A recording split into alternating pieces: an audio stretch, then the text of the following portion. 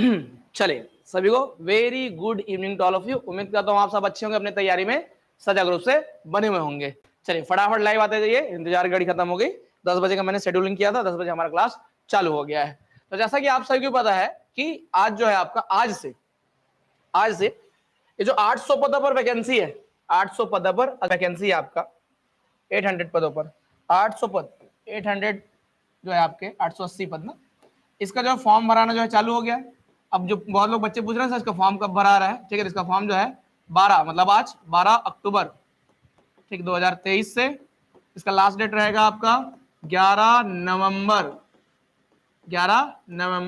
2023। पहला चीज इसकी साइट की बात करूं तो ये इसका जो साइट है वो हायर एजुकेशन उच्च शिक्षा विभाग, ये साइट में भराएगा ना, सीजी बाबू की साइड मत खोजते रहोगे, वहां नहीं भराने वाला, ठीक है, तो यहां भराएगा। इसमें प्रयोगशाला परिचारक, ये जो परिचारक है इसके जो है पदों की संख्या है आपके 430, ठीक, और आपके बाकी फिर 210 एंड फिर 30, ऐसा कर टोटल 880 पद है। तो आपका भृत्य का पद है आपका, ठीक है, उसके बाद चौकीदार का पद है और उसके बाद आपका स्वेर का पद है, ठीक। अगेन यहाँ पे योग्यता क्या मांगी गई है, योग्यता मांगी गई है 10वीं, क्या मांगा गया है, 10वीं मांगा गया है। अपने मन में डाउट नहीं रखोगे कि सर 12वीं 10+2 लिखा है मतलब 12वीं होगा क्या, ऐसा कुछ नहीं है। उस योग्यता का मतलब है 10वीं ही मांगा गया है, ठीक है। अभी तक जहां तक नोटिफिकेशन है उसके आधार पर मैं आपको बता देता हूं 2-4 बच्चों का। अच्छा ये देखो, ये बातें पहले करेंगे फिर हम कंटेंट चालू करेंगे, ठीक है। चलिए देखिए, तो ठीक फॉर्म का लिंक नहीं मिल रहा है, चलो मैं टेलीग्राम में डाल दूंगा, वहां से आप ले लीजिएगा, ठीक है। चलिए फॉर्म नहीं खुलेगा जी, सिंपल सा चीज है। अभी समझो एक छोटा सा कमरा है, अभी मान के चलो 1 लाख लोग एक साथ प्रवेश करना चाहोगे तो कर पाओगे क्या, नहीं कर पाओगे ना, वही वाला दिक्कत है, ऐसा नहीं। चले तो फॉर्म जो है 1-2 दिन बाद डालना ना, अभी समय है, देखो कब से कब तक डालेगा, 12 अक्टूबर से लेकर 11 नवंबर तक, एक ही दिन में सबके सब क्या करते हैं, हड़बड़ हम लोग क्या करने लगते हैं, साइट को खोलने लग जाते हैं, जिसके कारण क्या हो जाता है आपका, लोगों को साइट नहीं खुलता है। चलो मैं थोड़ा सा इन्फॉर्मेशन शुरू में बता देता हूं, क्योंकि बच्चों के मैंने बहुत ज्यादा क्या आपका डाउट है, इस डाउट को मैं क्लियर कर देता हूं। एक जन बच्चा बोलता है कि सर 10+2 हाई स्कूल मतलब होता है 12th क्लास, मैं क्या बोलूं जी। अच्छा आपके पास रिजल्ट है, आपके पास रिजल्ट है ना आपका, ठीक है, तो इसमें क्या लिखा हुआ है योग्यता में, ये 10वीं ऐसा आता है 10वीं का रिजल्ट, क्या लिखा है, हाई स्कूल सर्टिफिकेट एग्जाम 10+2, इसका मतलब भी 10वीं ही होता है, 10+2 मतलब 12वीं नहीं होता। एक जन मेरे क्या मैसेज किया, मतलब जो उसके पहले वीडियो बनाया उसमें, सर आपको नहीं पता है सर वो 12वीं मांगा है सर 10+2 है ऐसा।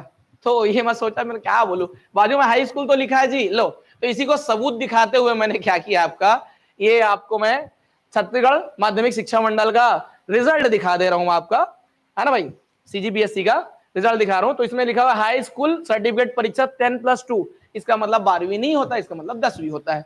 चलो and I will prove that the second one, दूसरा भी दिखा देता हूं। चलो ये लीजिए आपका 12वीं का परीक्षा पे 12वीं का वो, ठीक है, 12वीं का रिजल्ट, तो 12वीं के रिजल्ट में भी 10+2 लिखा हुआ है, और क्या लिखा हुआ है आपका, हायर सेकेंडरी स्कूल सर्टिफिकेट। तो अपने मन से सबसे पहले तो ये डाउट निकाल दो कि इसमें जो है आपका 10वीं मांगा गया है, क्या मांगा गया है, 10वीं मांगा गया है, समझा है? नहीं पता रहता है जी बहुत लोगों को, और फिर आर्ग्यूमेंट करते रहते हैं, पता कि ऐसा है वैसा है करके। तो यहाँ पे देख लीजिए क्लियरली, यहाँ पे आपको क्या देखने को मिल रहा है, देखो बच्चों अभी योग्यता क्या मांगी गई है प्रयोगशाला परिचारक के लिए, यहाँ किसी भी मान्यता प्राप्त संस्था से हाई स्कूल 10+2, इसका मतलब क्या होता है, हाई स्कूल 10+2 का मतलब होता है, हाई स्कूल 10+2 का मतलब होता है 10वीं, हायर सेकेंडरी स्कूल 10+2 का मतलब होता है 12वीं। क्लियर है, समझा? अभी तो ऑनलाइन क्लासेस चालू होंगी, है ना, आज से मैं पहला क्लास ले भी रहा हूं, ऑफलाइन क्लास का मैं बता दूंगा, इवनिंग बैच उसका चालू हो सकता है, ऐसा में। चलिए क्लियर हो कॉन्सेप्ट, ठीक है। तो ये है आपका सिलेबस, मैंने ऑलरेडी इसके प्रीवियस वाले वीडियो में क्या कर दिया है, डिस्कस कर दिया है। 60 नंबर का आपका साइंस का वेटेज है। तो आप अच्छा एक डाउट और, बहुत लोग पूछ रहे थे कि हम जो है ग्रेजुएशन किए हैं, हम 12वीं पढ़े, हम पोस्ट ग्रेजुएशन किए, हम भर सकते हैं कि नहीं। तो वहां पे मिनिमम क्राइटेरिया बोला गया है, न्यूनतम ना, मतलब आपको न्यूनतम कम से कम 10वीं पास होना चाहिए, ठीक है, मैक्सिमम का यहाँ क्राइटेरिया नहीं है, न्यूनतम जो है 10वीं। अब मैक्सिमम आपने पीएचडी भी किया है तो भी आप फॉर्म भर सकते हैं। जैसे आपका जो प्यून भर्ती आया था उसमें पीजी वाले लोगों ने भी क्या किया था भरा, जिसका परीक्षा पीएससी ने लिया था और वो पेपर अटका हुआ है ना, वही वाला। ठीक, तो ये न्यूनतम है। तो ये वही वाला देखिए, भृत्य और चौकीदार और स्वीपर, इसमें भी न्यूनतम क्या है आपका 5वीं। इससे ज्यादा एजुकेशन है तो उससे कोई दिक्कत नहीं। आपको क्या करना है, आपका एग्जाम कब होगा, एग्जाम कब होगा, जब होगा तब होगा, पहला चीज। दूसरा चीज, होगा तो आपको बता देंगे, अभी तो फॉर्म ही भर लो जी। एग्जाम कब होगा, may B I think so दिसंबर या जनवरी में इसका एग्जाम होना चाहिए, मेरे हिसाब से जहां तक है, क्योंकि नवंबर तक तो फॉर्म ही भरा रहा है। एक बार इसका फॉर्म आपको फिर से बोलोगे तो मैं दिखा देता हूं। ठीक है, फॉर्म भराना चालूगे इनके ऑफिशियल साइट से, आपका देख लीजिए, ये आपका 880 पद है। ठीक है, ये जो बता रहा हूं मैं आपका। अच्छा, 2-4 बच्चे बोल रहे थे इसका देखो मैंने आपको बताया था पिछले वीडियो में, मैट्रिक्स लेवल 3 है, चतुर्थ श्रेणी का पोस्ट है। मैंने बोला सैलरी में वो आपका 3 लेवल का है, ऐसा में ये हो जाएगा। सैलरी आप देख लीजिए 18,000 से 56,900, रिटायरमेंट तक 56,900 होगा आपका। शुरू में 18,000 रहेगा, उसमें कुछ टीएडीए लगेगा, वो अलग है। ठीक है, देख लीजिए यहाँ पे क्लियरली लिखा हुआ है, किसी भी मान्यता प्राप्त हाई स्कूल मतलब 10+2 मतलब 10वीं परीक्षा बोला गया है, 12वीं नहीं है यहाँ पे। ठीक है, अभी जो ऑफिशियल नोटिफिकेशन उसमें 10वीं ही है, तो आप कंफ्यूज ना होइए। समझ में आया, क्लियर? चलो,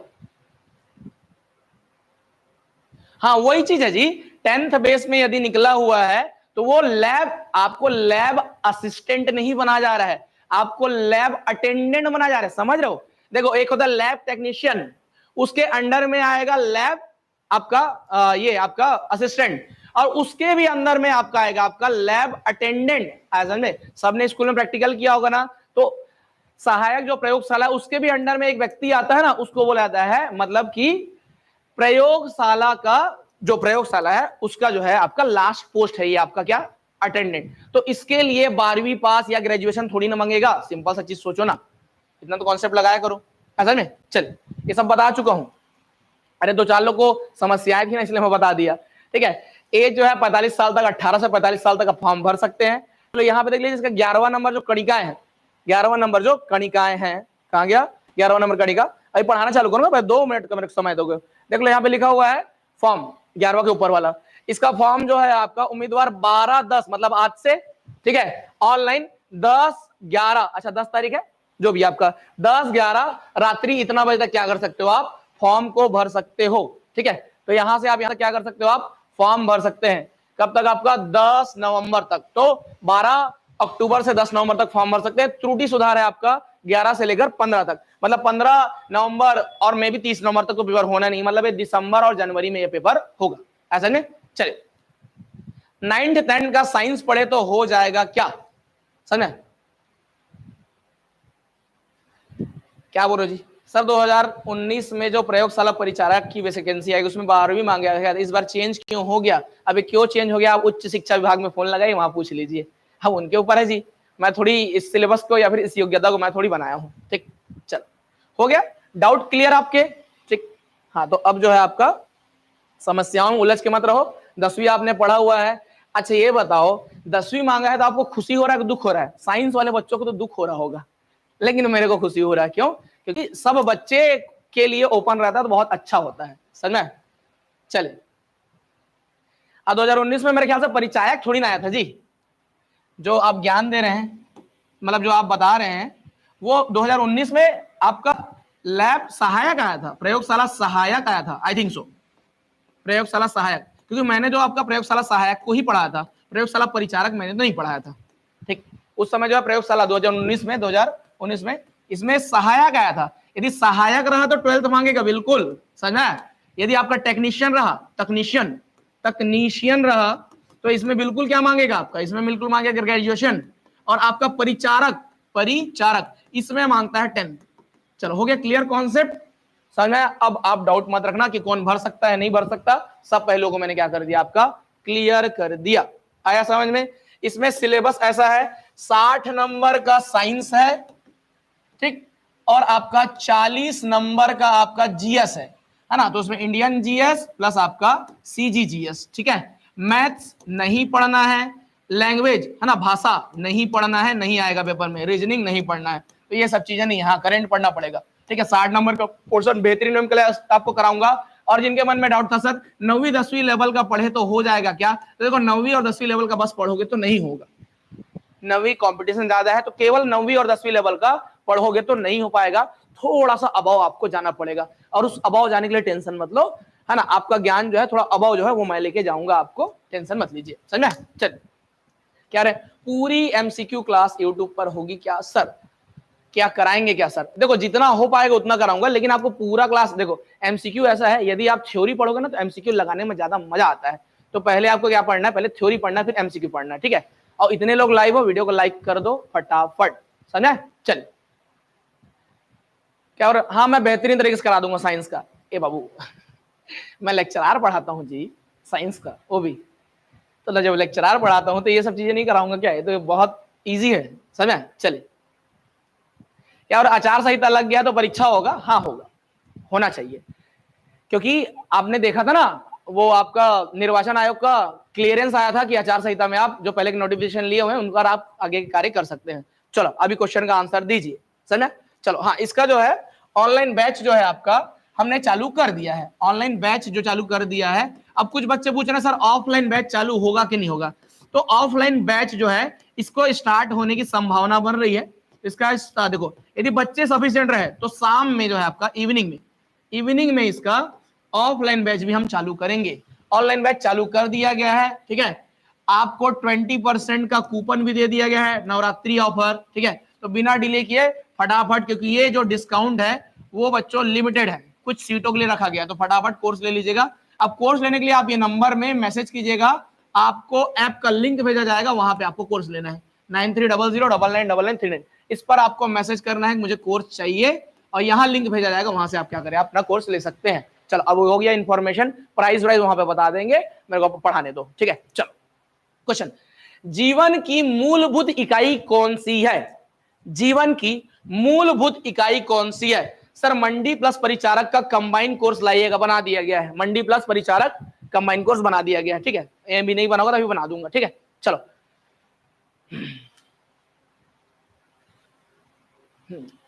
चलो वृत्त का सिलेबस, वृत्त के सिलेबस में, अरे इसके पहले वाला वीडियो देख लो ना बच्चों जाके, क्यों नहीं देखे हो ये बताओ तो। कुर्रे जी इसके पहले वाला वीडियो देख लीजिए, उसमें वृत्त का सिलेबस मैंने एक्सप्लेन किया, पूरा दिखाया भी है वीडियो, ठीक है।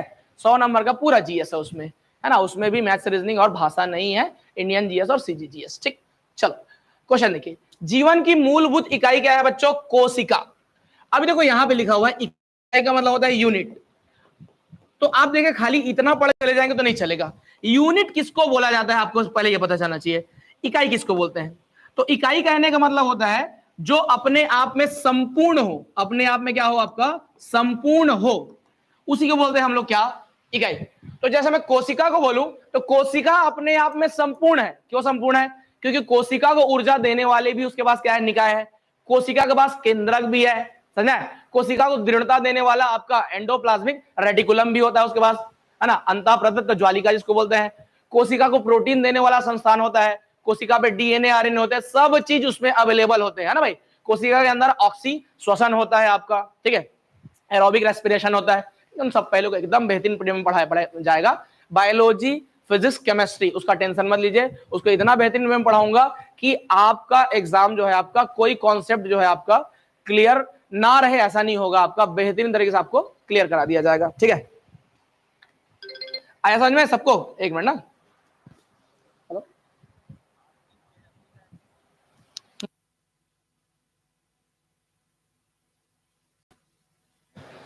सर, बच्चे पूछ रहे हैं सर अभी कॉल करेंगे तो रिसीव होगा कि नहीं? लक्ष्मण सर का फोन है जी। अब मैसेज कर दो, मैसेज कर दो, रिप्लाई हो जाएगा इसमें, ठीक है। चलो, तो यूनिट का मतलब होता है जो अपने आप में क्या हो बच्चों, संपूर्ण हो। तो जो अपने आप में क्या हो, संपूर्ण हो, दैट इज कॉल्ड यूनिट। तो मानव की या जीवन की मूलभूत इकाई कौन सी है आपकी? कोशिका। कोशिकाओं के मिक्सचर से, कोशिकाओं से बनते हैं क्या बच्चों? कोशिका मतलब सेल, इंग्लिश में क्या बोलते हैं, सेल। सेल से बनते हैं उत्तक जिसको हम लोग बोलते हैं टिश्यू, क्या बोलते हैं, टिश्यू। और टिश्यू से बनते हैं आपके अंग, टिश्यू से क्या बनते हैं, आपके अंग बनते हैं। आया समझ में? ये सब चीजों को याद रखें।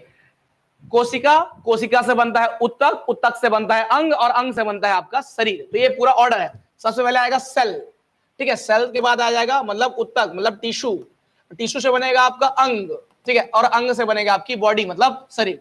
तो ये एक का ऑर्डर है। सबसे छोटी यूनिट क्या हो जाएगी इसका? सेल हो जाएगी। अब यूनिट क्यों बोलते हैं आपको समझ में आया कि नहीं? समझा? चले क्लियर?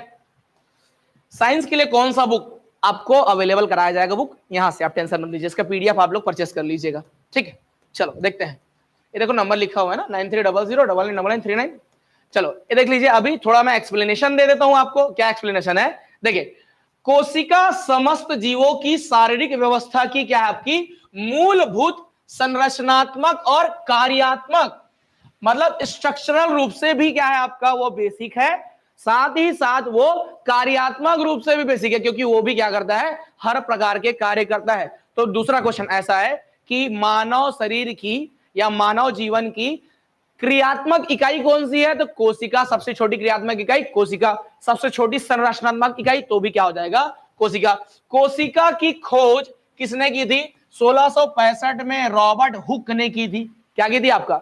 रॉबर्ट हुक ने की थी आपकी कोशिका की खोज, ठीक है? यद्यपि मृत कोशिकाएं थी, उन्होंने मृत कोशिकाओं की खोज की थी। बाद में एक व्यक्ति आएंगे जिनका नाम है लीवेनहॉक, ठीक है? लीवेनहॉक, इसलिए देखो इनको रॉबर्ट हुक को ना बच्चों कोशिका विज्ञान का जनक कहा जाता है। तो देखो ये क्वेश्चंस एक है, इसके अंदर 5-6 क्वेश्चन मैं ऑलरेडी और आपको करा दे रहा हूं, ठीक है? आज से स्टार्ट हुआ है क्लास, है ना? अब वीडियो को लाइक तो कर दो भाई, इतना तुम्हारे लिए मेहनत करता हूं, लाइक तक के नहीं करते हो, ठीक है? चलो क्लियर? तो ये जो कोशिका थी वो तो पहले मृत कोशिका थी, याद रखना कि रॉबर्ट हुक ने ना पहले मृत कोशिका खोजी, पहले जीवित कोशिका खोजी आपका लीवेनहॉक ने, वो आगे देखेंगे। अभी देखिए आपका यहाँ पे क्या देखने को मिल रहा है आपका, रॉबर्ट हुक ने 1665 में मृत कोशिका की खोज की, और इसलिए कोशिका विज्ञान का जनक, कोशिका विज्ञान का जनक किसको कहा जाता है आपका? Father of cytology. देखो कोशिका विज्ञान को साइटोलॉजी बोलते हैं, है ना? तो इसको कहा जाता है आपका रॉबर्ट हुक को, समझा? तो मृत कोशिका के खोज के कुछ वर्षों बाद, ठीक है, 1674 में एंटोनी वॉन लीवेनहॉक, ये नाम नहीं याद रखो तो भी चलेगा, लीवेनहॉक ने जीवित कोशिकाओं की खोज की थी। ये था आपका एक्सप्लेनेशन, क्लियर? चलो सबको समझ में आया यहां तक? अगला क्वेश्चन, कोशिका सिद्धांत किसने प्रस्तुत किया था? जल्दी से बताइए। देखो जो बच्चे जिनको जानकारी से थोड़ा सा वो है, वो शुरू का वीडियो एस्केप करके देख लीजिएगा, बढ़ा के देख लीजिएगा ना, क्योंकि शुरू तो जानकारी वाला सेक्शन था, वो मैंने आपको जानकारी दिया है, समझा? चलिए, तो कौन दिया था? M J. Schleiden and Robert Hooke, है ना? थियोडोर सॉन एंड विर्चो, ठीक है? M J. Schleiden and Theodor Schwann, Robert Hooke and Purkinje. किसने दिया था? ऑप्शन नंबर सी, जो बोल रहे हैं स्लाइडेन एंड सॉन। तो कोशिका सिद्धांत किसने दिया था बच्चों? स्लाइडेन व स्वान ने दिया था, स्लाइडेन व स्वान ने दिया था, ठीक? पूरा कोर्स या सिलेबस बेहतरीन तरीके से आपको पढ़ाया जाएगा। प्राइस वाइस आपको जानना है तो नंबर आपको पता है, इसी नंबर पे मैसेज कर दो, सर प्राइस क्या है। इसके लिए टीम बैठा के रखे हैं जी, वो लोग आपको बिल्कुल बताएंगे प्राइस क्या है। असल में इसमें 20% डिस्काउंट कूपन भी लगा है, नवरात्रि ऑफर, 20% नवरात्रि ऑफर लगा हुआ है, डिस्काउंट ऑफर, ठीक है?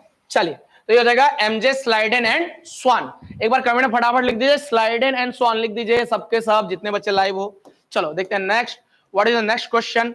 अगला देखते हैं हम लोग, कोशिका सिद्धांत का प्रतिपादन एम.जे. स्लाइडेन एंड थियोडोर स्वान ने किया था। इस सिद्धांत के अनुसार जीव मतलब पादप और जंतु की शरीर एक अवस्था अधिक कोशिकाओं से निर्मित होती है। मतलब जो जीव होते हैं और जो पादप होते हैं वो एक से अधिक कोशिकाओं से क्या होते हैं आपका, उनका शरीर निर्मित होता है। प्रत्येक जीव की उत्पत्ति एक कोशिका से होती है। प्रत्येक जीव एक स्वतंत्र इकाई होता है, ठीक है, सॉरी, प्रत्येक कोशिका एक स्वतंत्र इकाई होता है तथा शरीर की सभी कोशिकाएं सामूहिक रूप से कार्य करती है। कोशिका की उत्पत्ति को केंद्रक की प्रमुख भूमिका निभाता है। तो कोशिका की उत्पत्ति में केंद्रक जो है क्या करता है आपका, प्रमुख भूमिका निभाता है।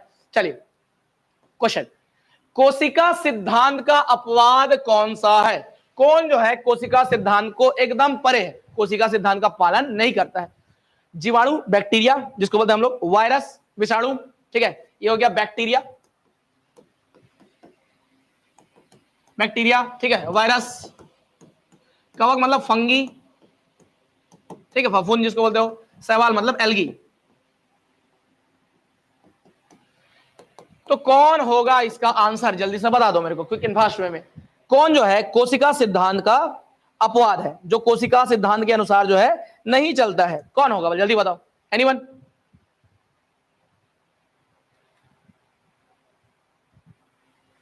अच्छा इसका इंग्लिश भी चाहिए, चलो टेंशन मत लो, नेक्स्ट वीडियो में ना हिंदी और इंग्लिश दोनों टाइप करवा दूंगा, ठीक है।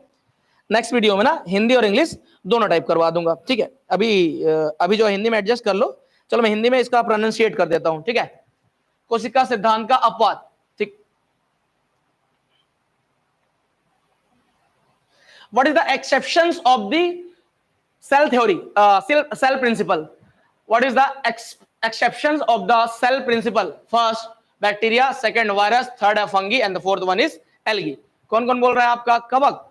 कवक देखो ये तो एक कोशिकीय जीव है, ठीक है, लेकिन कौन जो है आपका कोशिका सिद्धांत का पालन नहीं करते, तो वो है आपके वायरस और विषाणु। ये क्या नहीं करते आपका बेसिक वे में, ये हो गया, ठीक। इसका आंसर आ जाएगा वायरस। क्या हो जाएगा बच्चों? वायरस। आया समझ में? क्लियर? चलो वायरस लिख दो एक बार कमेंट में, वायरस। चलो क्वेश्चन देख लीजिए। वायरस जो है प्रारंभिक सूक्ष्म जीव या क्या है, प्रिमिटिव ऑर्गेनिज्म है, ठीक है, जो कोशिका की अवस्था तक पहुंच नहीं पाती है। क्या नहीं पहुंच पाती? उसमें कोशिका का डेवलपमेंट नहीं हो पाता है, ठीक है।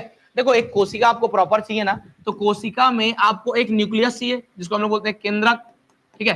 और उसके बाद इसमें द्रव चाहिए, है ना, कोशिका द्रव, साइटोप्लाज्म जिसको बोलते हो आप, कोशिका द्रव।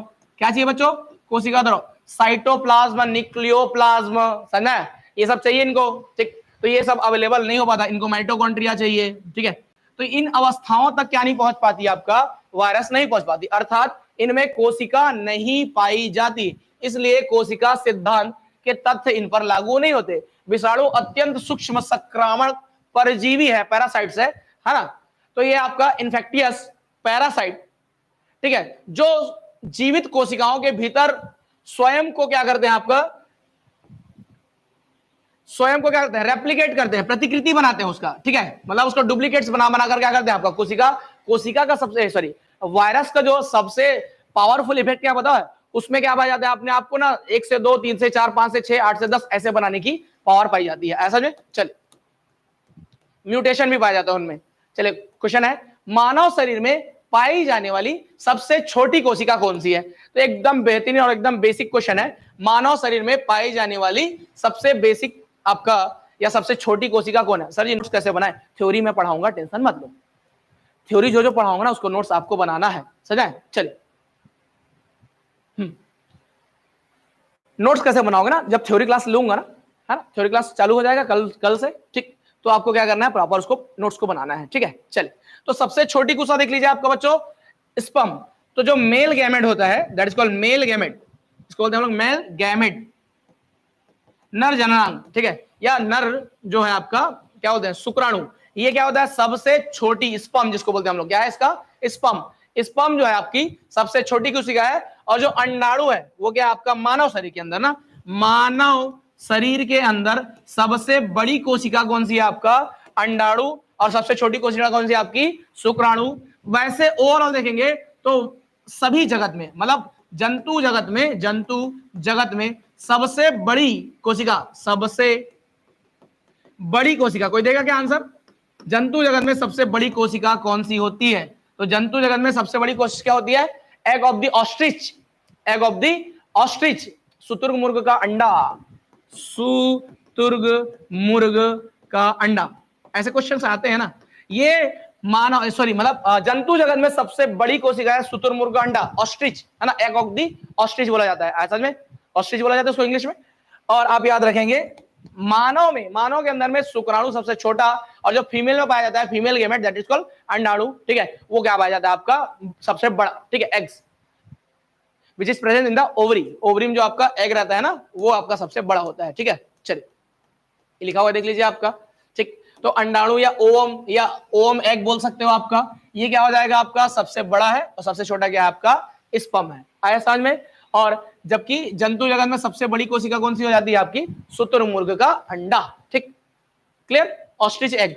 अगला क्वेश्चन, नेक्स्ट क्वेश्चन क्या है बच्चों, प्रारंभिक तथा सरल संरचना वाली कोशिका है तो कौन सी? देखो आपको बता दो, कोशिका पढ़ेंगे ना, मैं थ्योरी पढ़ाऊंगा आपको, टेंशन मत लो। तो कोशिका ना, ये जो कोशिका या सेल है, इसके दो वैरायटी है, दो टाइप के होते हैं। कितने टाइप के होते हैं? दो। एक होता है आपका प्रोकैरियोटिक, प्रोकैरियोटिक, है ना, इंग्लिश और हिंदी एक ही नाम है। और हो गया आपका यूकैरियोटिक, देखो मैं एक चीज बता दूं, आपको साइंस पढ़ना है ना तो आप हिंदी और इंग्लिश नहीं करोगे, क्योंकि आपको उसमें कॉमन लैंग्वेज में पढ़ना पड़ता है। ज्यादातर साइंस को आप इंग्लिश में पढ़े तो ज्यादा उचित रहेगा आपका, समझे? चलिए, क्या हो रहा है सर, बायोलॉजी अच्छे समझ में नहीं आता, मेरा क्लास अटेंड कर लो थ्योरी का, आपको बिल्कुल समझ में आ जाएगा। नहीं समझ में आएगा ऐसा है नहीं, ठीक। चलो देखो, तो प्रोकैरियोटिक कोशिका और होता है आपका यू। तो देखो जो ना डेवलप, जो सूक्ष्म जीवों में पाई जाती है, सूक्ष्म जीवों, माइक्रो जो ऑर्गेनिज्म में पाया जाता है आपका, क्या में पाया जाता है? माइक्रो ऑर्गेनिज्म में पाया जाने वाला जो कोशिका है दैट इज कॉल्ड प्रोकैरियोटिक कोशिका। तो ये ना प्रॉपर डेवलप नहीं रहता, क्या नहीं रहता आपका? डेवलप्ड नहीं रहता, ठीक। मतलब इसमें एक कोशिका हो गया, इसमें ज्यादा ज्यादा न्यूक्लियस रह गया है ना, माइटोकॉन्ड्रिया नहीं रहा, लाइसोसोम नहीं रहा आपका, राइबोसोम नहीं रहा, ये सब चीजें आपको कुछ नहीं देखने को मिलेगी ऐसा में। तो ये है आपका प्रोकैरियोटिक। तो जो अनविकसित या प्रारंभिक कोशिका है वो कहलाती है आपकी प्रोकैरियोटिक, और यूकैरियोटिक कोशिका ये पादपों में पाई जाती है और ये जंतु जगत में पाई जाती है, आपके मेरे अंदर है ना, सभी जानवरों के अंदर। तो इसमें डेवलपमेंट रहता है, इसमें आपका क्या रहता है? आपका न्यूक्लियस भी रहता है, आरएनए, डीएनए, ठीक है, माइटोकॉन्ड्रिया, ठीक है, लाइसोसोम, एंडोप्लाज्मिक रेटिकुलम, समझे, गोल्गी गाय, ठीक है, ये सब या गोल्गी बॉडी सब पाया जाता है, समझे? चल क्या बोलो जी, पूरा सिलेबस यूट्यूब में कराएंगे कि सर डेमो दे रहे हैं? पूरा सिलेबस यूट्यूब पे तो कराना पाना पॉसिबल है नहीं, ठीक है। ये क्लासेस आपके हेल्पिंग के लिए है ना, तो बिल्कुल आपको प्रॉपर पढ़ना है तो फिर आपको ऐप से पढ़ना पड़ेगा, ठीक। इसका आंसर आ जाएगा बच्चों प्रोकैरियोटिक कोशिका, प्रारंभिक तथा सरल संरचना वाली कोशिका क्या कहलाती है? आपकी प्रोकैरियोटिक कोशिका। एक बार सब्जेक्ट में, एक बार कमेंट में आप सभी लिख दीजिए, ठीक। चलो हो गया क्लियर। अगला क्वेश्चन देखते हैं हम लोग, देख लीजिए। प्रोकैरियोटिक कोशिकाएं प्रारंभिक तथा सरल संरचना वाली कोशिकाएं हैं जिसमें केंद्रक झिल्ली, न्यूक्लियर मेम्ब्रेन का अभाव होता है, इसलिए केंद्रक में पाए जाने वाले डीएनए, आरएनए और प्रोटीन आदि न्यूक्लियाइड नामक अनियमित आकार के क्षेत्र में पाए जाते हैं। प्रोकैरियोटिक कोशिकाएं विषाणु, जीवाणु, ठीक है भाई, तो वायरस, बैक्टीरिया, है ना, ब्लू ग्रीन एल्गी, नील हरित शैवाल आदि में क्या पाई जाती है? पाई जाती है। तो सूक्ष्म जीवों में प्रोकैरियोटिक कोशिकाएं पाई जाती है, समझे? चल क्या बोल रहे हो जी?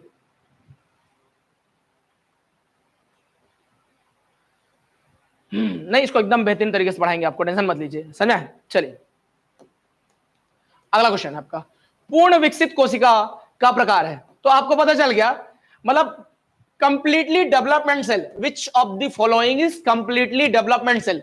प्रोकैरियोटिक और यूकैरियोटिक। तो अभी आपको बताया मैंने, which is the completely development cell, the completely developed cell is called eukaryotic cell, which is located at the human beings, है ना, या which is located at the, क्या कहां पाया जाता है आपका? Which is located at the plants, plants में पाया जाता है, और किस में जाता है? पाया जाता है आपका जंतुओं में पाया जाता है, ह्यूमन बींग्स में भी पाया जाता है। तो हमारे अंदर यूकैरियोटिक कोशिका पाई जाती है, वो क्या हो जाएंगी? आपका वेरी डेवलप कोशिका, ठीक। चलो अगला सेक्शन देखते हैं हम लोग, next, what is the next question? कोई एक्सप्लेनेशन दिया हो, देख लीजिए। यूकैरियोटिक कोशिका संरचनात्मक रूप से पूर्णतः विकसित होती है ना, स्ट्रक्चरल रूप से ये प्रॉपर डेवलप्ड होता है, जिसमें पूर्ण विकसित केंद्रक, इसमें प्रॉपर डेवलप आपको न्यूक्लियस देखने को मिलेगा, है ना, न्यूक्लियस मेम्ब्रेन देखने को मिलेगा, मेम्ब्रेन मतलब झिल्ली, ठीक है, तथा इसमें आपका मेम्ब्रेन बाउंड, ठीक है, ऑर्गन्स जो है आपका वो देखने को मिलेंगे, आपके अलग अलग अंग देखने को मिलेंगे। यूकैरियोटिक कोशिकाओं को दो भागों में विभाजित किया जा सकता है, जंतु कोशिका और पादप कोशिका, मतलब animal cell and plant cell, ये दोनों में आपको डिवाइड किया जाएगा। टेंशन मत लो, ये ऑब्जेक्टिव क्लास है, it is a demo class, ऐसा नहीं, आपको डिटेल में पढ़ाऊंगा मैं थ्योरी क्लास में, थ्योरी क्लास में एकदम डिटेल में पढ़ाऊंगा, टेंशन मत लीजिए आप, है ना, थ्योरी क्लास में बेहतरीन डिटेल में पढ़ाऊंगा, समझे? चल, जो साइंस वाले बच्चे नहीं हो ना, उनका भी पेपर बन जाएगा, क्योंकि वैसे भी परिचारक में जो है साइंस नहीं मांगा हुआ है, ठीक है। चल देखते हैं नेक्स्ट, निम्न में से कौन सा कोशिकाएं पादप कोशिका में पाया जाता है परंतु जंतु कोशिका में नहीं पाया जाता, ठीक है।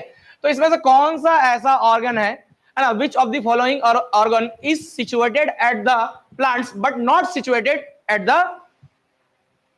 आपका ये क्या बोलते हैं, जंतु कोशिका में जो नहीं पाया जाता है आपका, ठीक है, in the animal cell which is not situated at the animal cell but situated at the plant cell, which organ is, अच्छा which organ, कौन सा ऑर्गन?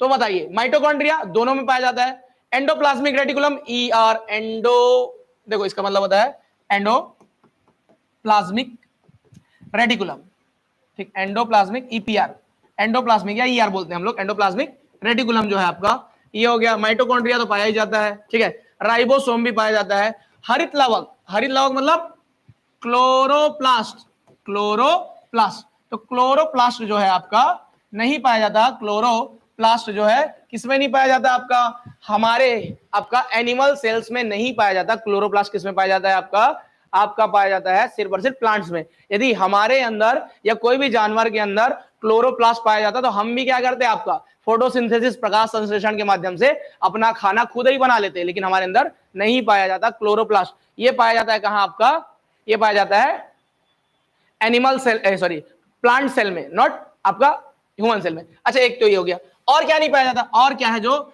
एनिमल सेल में पाया जाता है, सॉरी ये जो है आपका प्लांट सेल में पाया जाता है लेकिन एनिमल सेल में नहीं पाया जाता। एक और बताइए, एनिमल सेल में जो है आपका नहीं पाया जाता है लेकिन यहां पाया जाता है। तो आप समझ लीजिए सेल वॉल, आपने सुना होगा सेल वॉल, जिसको हम लोग क्या बोलते हैं, कोशिका भित्ति, दीवार, कोशिका भित्ति। जो कोशिका भित्ति है बच्चों, ये एनिमल सेल में नहीं पाई जाती, प्लांट सेल में पाई जाती है। हमारे अंदर सिर्फ पाया जाता है सेल मेम्ब्रेन। क्या पाया जाता है, सेल मेम्ब्रेन। हमारे अंदर सिर्फ सिर्फ सेल मेम्ब्रेन, मतलब कोशिका झिल्ली पाई जाती है, कोशिका झिल्ली। तो इसमें जो है आपका कोशिका झिल्ली और कोशिका भित्ति दोनों पाई जाती है, कोशिका झिल्ली और कोशिका भित्ति दोनों पाई जाती है, ठीक है, याद रखेंगे आपका किसमें आपका पाई जाती है, आपका प्लांट्स में, ठीक है। तो प्लांट्स में जो है आपका कोशिका भित्ति और कोशिका झिल्ली, तो पादप या प्लांट्स में दोनों पाया जाता है, लेकिन हमारे अंदर सिर्फ और सिर्फ क्या पाया जाता है आपका, कोशिका झिल्ली पाया जाता है। सिंपल सा चीज है, कोई पैकेट आइटम लेके आते हो ना, ये ऐसा हो गया कि कुछ कुछ होता है ना, जैसे आप क्या लेते हो, जैसे आप कोई अच्छा वाला पैकेट वाला बिस्किट लेते हैं, आप समझ रहे, तो जैसे एक आता है ना लोटी चोको पाए, वो खाते हो ना, तो उसमें क्या रहता है, डब्बा भी रहता है बड़ा सा, उसके अंदर पन्नी भी रहता है, समझा। तो जिसमें डब्बा है बाहर का कवर, that is called cell wall, ठीक है, और उसके अंदर जो है पाया जाएगा आपका झिल्ली, that is called cell membrane. वो दोनों पाया जाएगा प्लांट में, लेकिन जो एनिमल सेल है उसमें सिर्फ और सिर्फ पाया जाएगा सेल मेम्ब्रेन, खाली झिल्ली पाया जाएगा, वो नहीं पाया जाएगा, क्या नहीं पाया जाएगा, सेल वॉल, ठीक है। ये दोनों पॉइंट को याद रखेंगे, क्लियर। चलो अगला देखते हैं नेक्स्ट।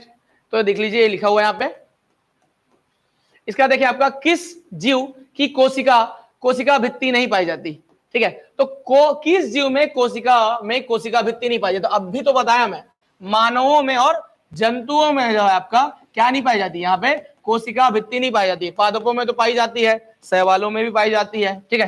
तो मानव ऐसे हैं जिसमें क्या नहीं पाया जाता है आपका, बेसिक वे में नहीं पाया जाता, ऐसा नहीं। सर आपके ऐप का क्या नाम है, हमारे ऐप का क्या नाम है, ऐप का नाम ये देख लीजिए, एक काम करो, इस नंबर पर मैसेज करो ना, आपका ऐप का लिंक ही मैं भेज दे रहा हूं सीधा, इस नंबर पर व्हाट्सएप मैसेज करो, आपको ऐप का लिंक भेज दे रहे हैं। अभी प्ले स्टोर से डाउनलोड मत करना, आपको लिंक जो भेजा जाएगा उसको आप वो करना, आपका क्या करना, उसको आप डाउनलोड करना। तो लिंक भेजा जाएगा, उसको वो करेगा, आप डाउनलोड कीजिएगा, ठीक है। तो इस नंबर पे मैसेज कर दीजिए जिसको कोर्स लेना है, ठीक। चलो टेस्ट सीरीज वगैरह सब अवेलेबल कराएंगे हम लोग, ठीक है। चले क्या, और बायोलॉजी का इंग्लिश बहुत ज्यादा खतरनाक है, कोई दिक्कत नहीं, आपको हिंदी और इंग्लिश बाइलिंगुअल पढ़ाया जाएगा। इतना मान के चलो, यहां से आप पढ़ लिए तो आप जो है साइंस में तो हिंदी और इंग्लिश नहीं करोगे, या हिंदी या इंग्लिश ना समझ में, ऐसा नहीं होगा, ऐसे जी। चलो ठीक है। अच्छा देखो, जो ऐप डाउनलोड कर रहे हैं ना प्ले स्टोर में, अब UIS एकेडमी ही सर्च मार लेना, UIS एकेडमी सर्च मार लेना, तो ना एक जो है आपका मिशन छत्तीसगढ़ करके एक नया ऐप खुलेगा, ये भी एकेडमी का ही ऐप है। तो मिशन छत्तीसगढ़ जो है आपका, ये भी हमारा ही ऐप है, इसमें जाके आपको कोर्स परचेस कर लेना है, मिशन छत्तीसगढ़, ठीक है। तो UIS एकेडमी सर्च मारोगे तो मिशन छत्तीसगढ़ आएगा, लोगो वही रहेगा, ग्रीन आपका ब्लू कलर का लोगो, ठीक है। समझे, चलो हो गया क्लियर। क्या बोलो जी, सर बायो का प्रैक्टिस कराओगे या फिर तीनों का क्वेश्चन है, तीनों का क्वेश्चन है, अभी पढ़ाने दो। चलो तो यहाँ पे लिखा हुआ देख लीजिए, आपका वही एक्सप्लेनेशन मैंने दे दिया आपको। अगला देख लीजिए, कोशिका की जीवित अंश जीव द्रव कहलाता है, इसमें शामिल किया जाता है। अच्छा ये समझोगे, एक कोशिका है, दिस इज अ कोशिका। तो कोशिका के अंदर ना ऐसे देखो, ये हो गया आपका केंद्रक, ठीक, केंद्रक, ठीक, और ये हो गया आपका कोशिका का बाहर। तो इसमें पाया जाएगा कोशिका द्रव, इसमें पाया जाएगा कोशिका द्रव, इसमें पाया जाएगा केंद्रक द्रव, ठीक है, केंद्रक द्रव दोनों पाया जाएगा। इसको बोलेंगे साइटोप्लाज्म, क्या बोलोगे, साइटोप्लाज्म।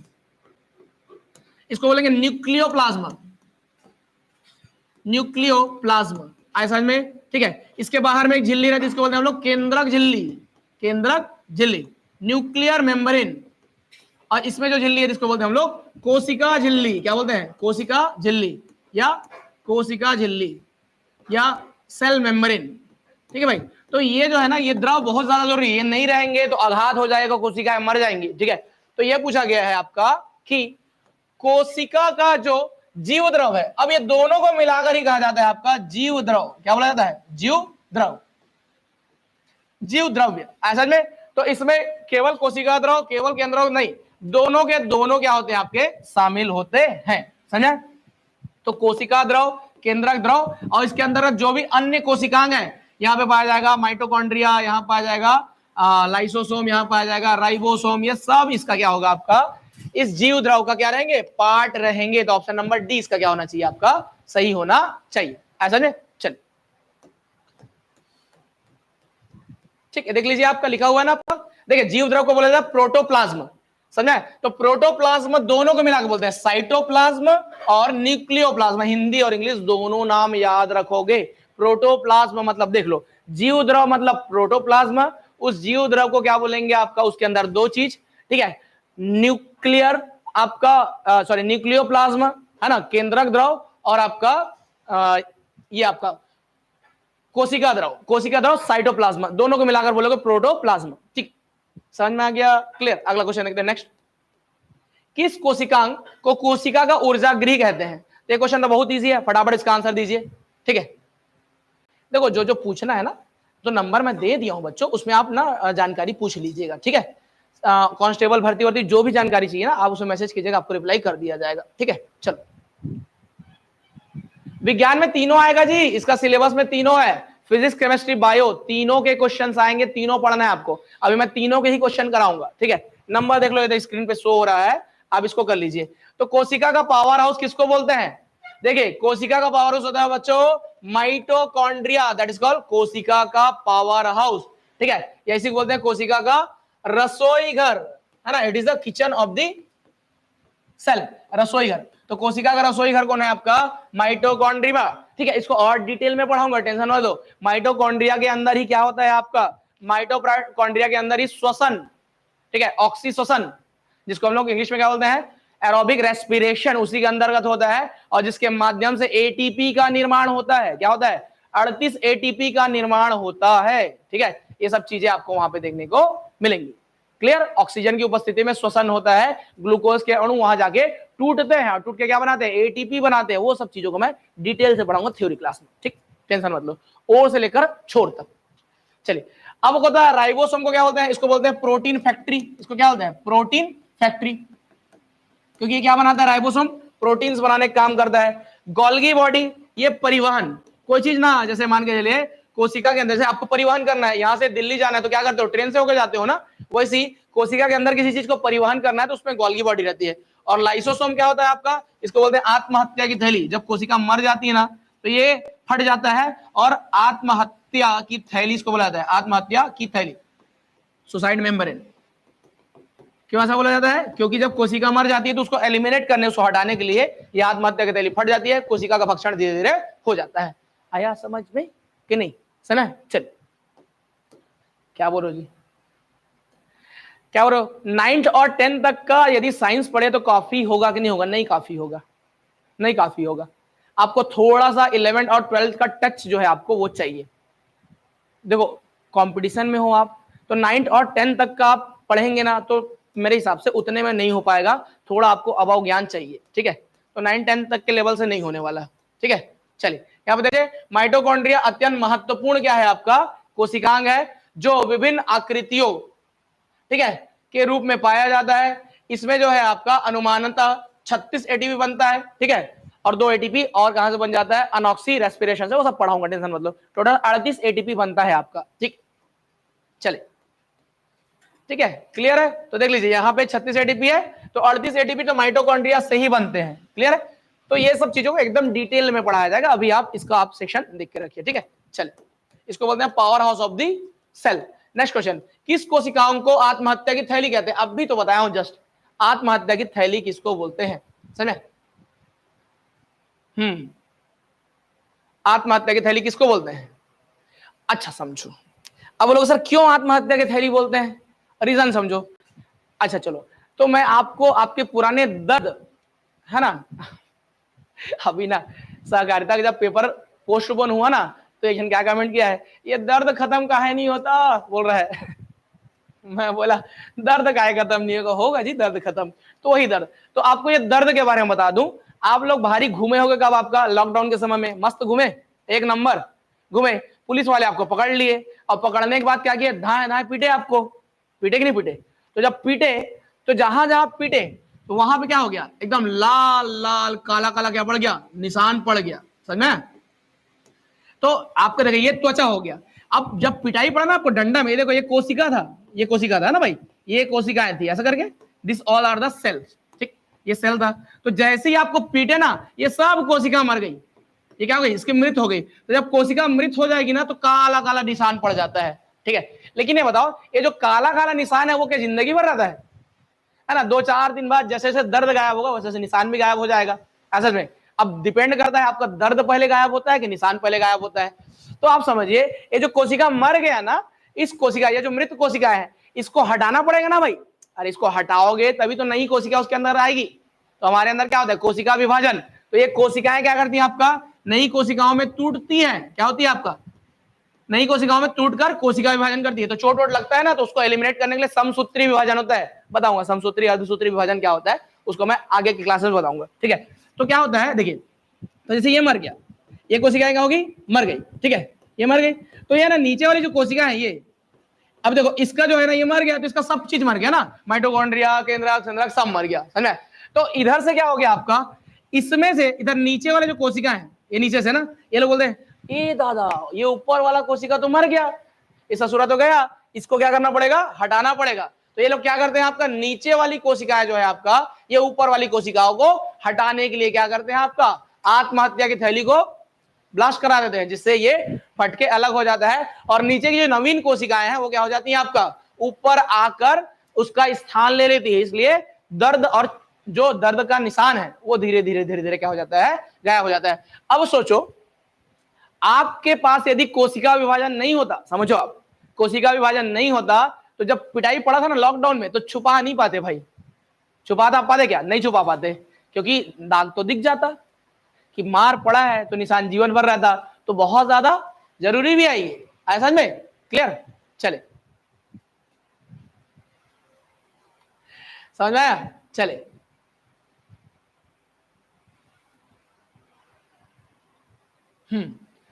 Concept clear. तो यही है आपका आत्महत्या की थैली, किसको कहते हैं हम लोग, लाइसोसोम को। लाइसोसोम क्या कार्य करता है, मरे हुए कोशिकाओं को एलिमिनेट करने का कार्य करता है, समझा? चले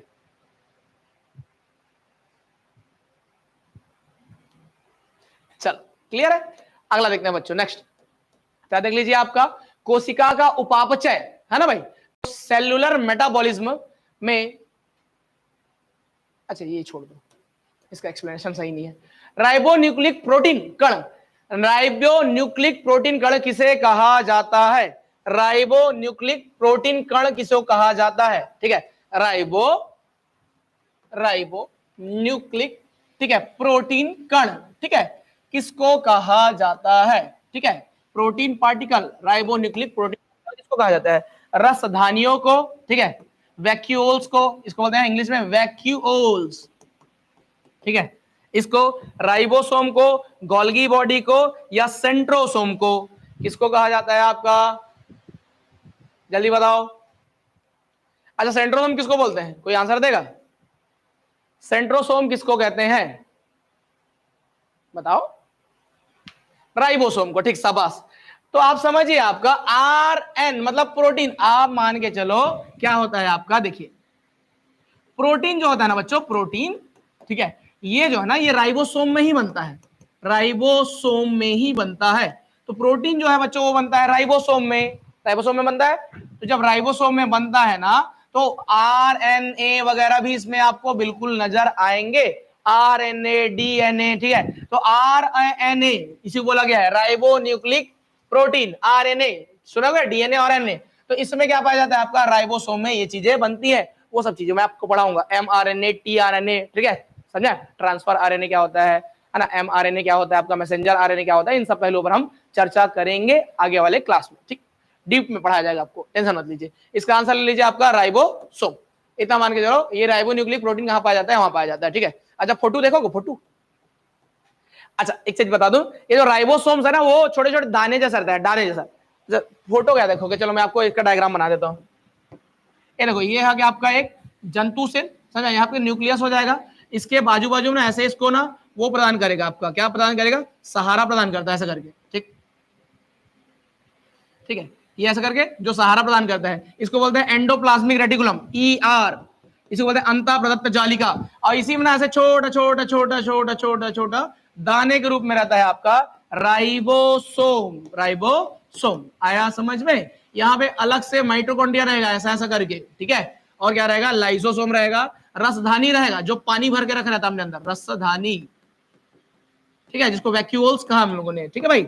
ये आपका केंद्रक, अब केंद्रक के अंदर भी बहुत सारे संरचना है, ठीक है। केंद्रक के अंदर एक केंद्रिका, ठीक है, इसी के अंदर पाया जाता है गुणसूत्र, क्या पाया जाता है, गुणसूत्र, ठीक, गुणसूत्र, गुणसूत्र को क्या बोलते हैं हम लोग इंग्लिश में, गुणसूत्र को क्या बोलते हैं, क्रोमोसोम्स, ठीक है, क्रोमोसोम्स इसके अंदर पाया जाता है। इसी के अंदर DNA, इसी के अंदर RNA, ये सब पाया जाता है। ये हो गया लाइसोसोम, लाइसोसोम, देखो सबको डिटेल में पढ़ाऊंगा, सबके कार्यवार सब पढ़ाऊंगा लेकिन थ्योरी क्लास में। ये हो गया माइटोकॉन्ड्रिया, माइटोकॉन्ड्रिया, ठीक है बच्चों। चलिए उसके बाद वैक्यूल जो पानी भर के रखता है, दिस इज एंडोप्लाज्मिक रेटिकुलम। यहीं पे गोल्गी बॉडी पाया जाएगा, गोल्गी बॉडी परिवहन का काम करेगा, गोल्गी बॉडी, ठीक है। चलो इसको बेहतरीन पढ़ाएंगे, आप टेंशन मत लीजिए, ठीक, क्लियर, क्रोमोसोम्स, ठीक। चलिए तो इसका आंसर समझ में आ गया, क्या होगा आपका, बता दिया मैंने आपको, वही लिखा हुआ देख लीजिए। राइबोसोम्स लगभग गोलाकार सघन सूक्ष्म कण होते हैं जो एंडोप्लाज्मिक रेटिकुलम में क्या होते हैं आपका चिपके हुए रहते हैं, ठीक है। तो राइबोसोम राइबोन्यूक्लिक अम्ल, राइबोन्यूक्लिक अम्ल RNA तथा आपका प्रोटीन निर्माण, देखो राइबो जो सोम है आपका राइबोन्यूक्लिक अम्ल तथा प्रोटीन से निर्मित होते हैं, इसलिए इसको राइबोन्यूक्लिक प्रोटीन कण भी कहा जाता है। आया समझ में। चलो, मानव शरीर की किन कोशिकाओं को माइटोकॉन्ड्रिया, जैसा मानव शरीर की जो कौन सी कोशिका है उसके अंदर माइटोकॉन्ड्रिया नहीं पाया जाता, इसका आंसर देंगे लीवर सेल, ठीक है। उसके अंदर फिर आपका WBC है ना, व्हाइट ब्लड प्लेटलेट्स, ठीक है। उसके बाद हो जाएगा आपका व्हाइट ब्लड कार्पल्स, ठीक है। उसके बाद RBC रेड ब्लड कार्पल्स, ठीक है। और मांसपेशी कोशिकाएं, मसल सेल, मसल सेल्स, ठीक। तो ये हो गया आपका लीवर सेल, ठीक है। लीवर सेल में कोशिका नहीं पाया जाए या माइटोकॉन्ड्रिया नहीं पाया, ऐसा हो नहीं सकता। तो किसमें नहीं पाया जाता है, जल्दी बताओ तो किसमें नहीं पाया जाता है। देखो 10वीं लेवल का ही साइंस आना है, लेकिन 10वीं से थोड़ा ऊपर पढ़ना है आपको, समझना है। चलिए क्या हो रहा सर, साइंस CGPSC प्रीलिम्स का डेफिनेटली काम आएगा, एक क्लास CGPSC प्रीलिम्स के लिए डेफिनेटली काम आएगा, डेफिनेटली, ठीक है। अच्छा मजा आ रहा है तो कम से कम लाइक तो कर दो जी, एक बार लाइक तो कर दो फटाफट, लाइक करोगे तो कल फिर क्लास बनाऊंगा इसमें। बचपन बहुत डायग्राम बनाया हो, ठीक, शाबाश। आ जाओ सर, थोड़ा सा चेहरा दिखा दो। गुरुजी हैं, टेंशन मत लो, ठीक है भाई। अब गुरुजी ने बढ़िया ऑफर लगाया हुआ है 20% का डिस्काउंट, ठीक है भाई। तो आप बिना डेली किए, मतलब बिना डिले किए कोर्स जो है आपको, जिसको पढ़ना है प्रॉपर कोर्स जो है आपका ज्वाइन कर लीजिएगा। बैच इसका चालू कर दिया जा रहा है कल से। नंबर आपको पता है 9300999939। इस नंबर पर मैसेज कीजिए, आपको ऐप का लिंक भेजा जाएगा, वहां से आपको जुड़ना है, ठीक है। इसमें मैसेज करना है ना। चलो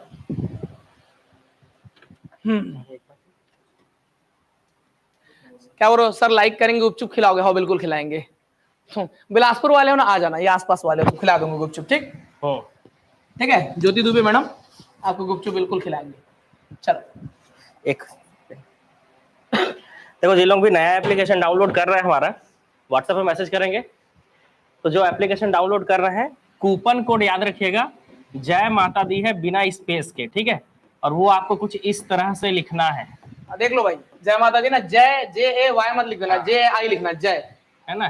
तो ये लिखना है कूपन कोड में बिना स्पेस के, तभी आपका जो 20% डिस्काउंट है वो हो पाएगा, ठीक है।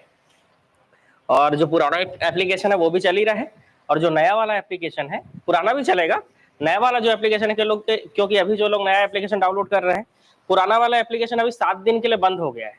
मतलब जिन लोगों के पास डाउनलोडेड है उन लोगों का चल रहा है, लेकिन नए लोग अभी इसको डाउनलोड नहीं कर सकते। तो जो नया वाला एप्लीकेशन जिन लोग डाउनलोड कर रहे हैं, ठीक है, उसमें आपको कूपन कोड याद रखेंगे ये डालना पड़ेगा, क्योंकि पुराने वाले में डालना नहीं पड़ता, बस क्लिक करना पड़ता है।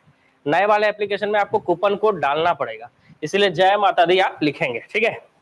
हाँ, तो 20% का डिस्काउंट मिलेगा ना, है ना। आप सर्च मारिएंगे ना प्ले स्टोर में, तो UISC सर्च मारिए, मिशन छत्तीसगढ़ करके आएगा, उसको आपको डाउनलोड करना है, ठीक है, नया एप्लीकेशन। नहीं, अभी तबियत ठीक नहीं हुआ है, इसीलिए आज क्लास नहीं ले पाया, आज सर्दी कुछ ज्यादा ही है। इसका एग्जाम जनवरी के आसपास तक होना चाहिए, जनवरी मान के चलिए। सबको गुड इवनिंग, और नोनी लोगों को भी गुड इवनिंग। चलो, समझ में आ गया। हाँ, तो लक्ष्मण सर के नाम से वीडियो लाइक कर दो जी। आ गया अपने। चलो, इसमें तीनों क्लासेस है, टेंशन लो, फिजिक्स केमिस्ट्री बायो तीनों पढ़ाऊंगा यहाँ पे, समझ। हाँ, अभी क्या चल रहा है, बायो चल रहा है ना, बायो खत्म होने वाला है। अभी बायो के बाद इसमें फिजिक्स रहेगा, उसके बाद केमिस्ट्री है, तीनों टॉपिक रहेगा। देखो एक्सप्लेनेशन में टाइम लगता है, इसलिए ना, देखो समझ में आ गया होगा कि इसको आपको पढ़ना पड़ेगा, तो पढ़ना तो थ्योरी पढ़ोगे, उसके बाद ऑब्जेक्टिव लगाओगे, ज्यादा उचित है, ऐसा क्या। चल नहीं जी, अगर ऑफलाइन से तुलना करोगे ना तो फीस कम ही है, और अच्छे चीजों का वैल्यू थोड़ा ज्यादा ही रहता है, क्योंकि अच्छी चीजें बनाने में पैसा भी ज्यादा लगता है, सीधी सी बात है ना, और मेहनत भी ज्यादा लगता है ना। अब वही लोकल आप फ्रिज खरीदोगे तो 10-15 हजार में आ जाएगा, अभी थोड़ा ब्रांडेड जाओगे आप, पता है, तो 30-40 हजार से कम में थोड़े ना आएगा जी। खैर ये फ्रिज की बात थी, कोर्स की बात नहीं है, ठीक है। कोर्स तो आपके 1-2 साड़ी के कीमत के में आ जाता है। 2-2.5 हजार का तो कोर्स रहता है, बहुत महंगा कोर्स थोड़ी है। चल ठीक है,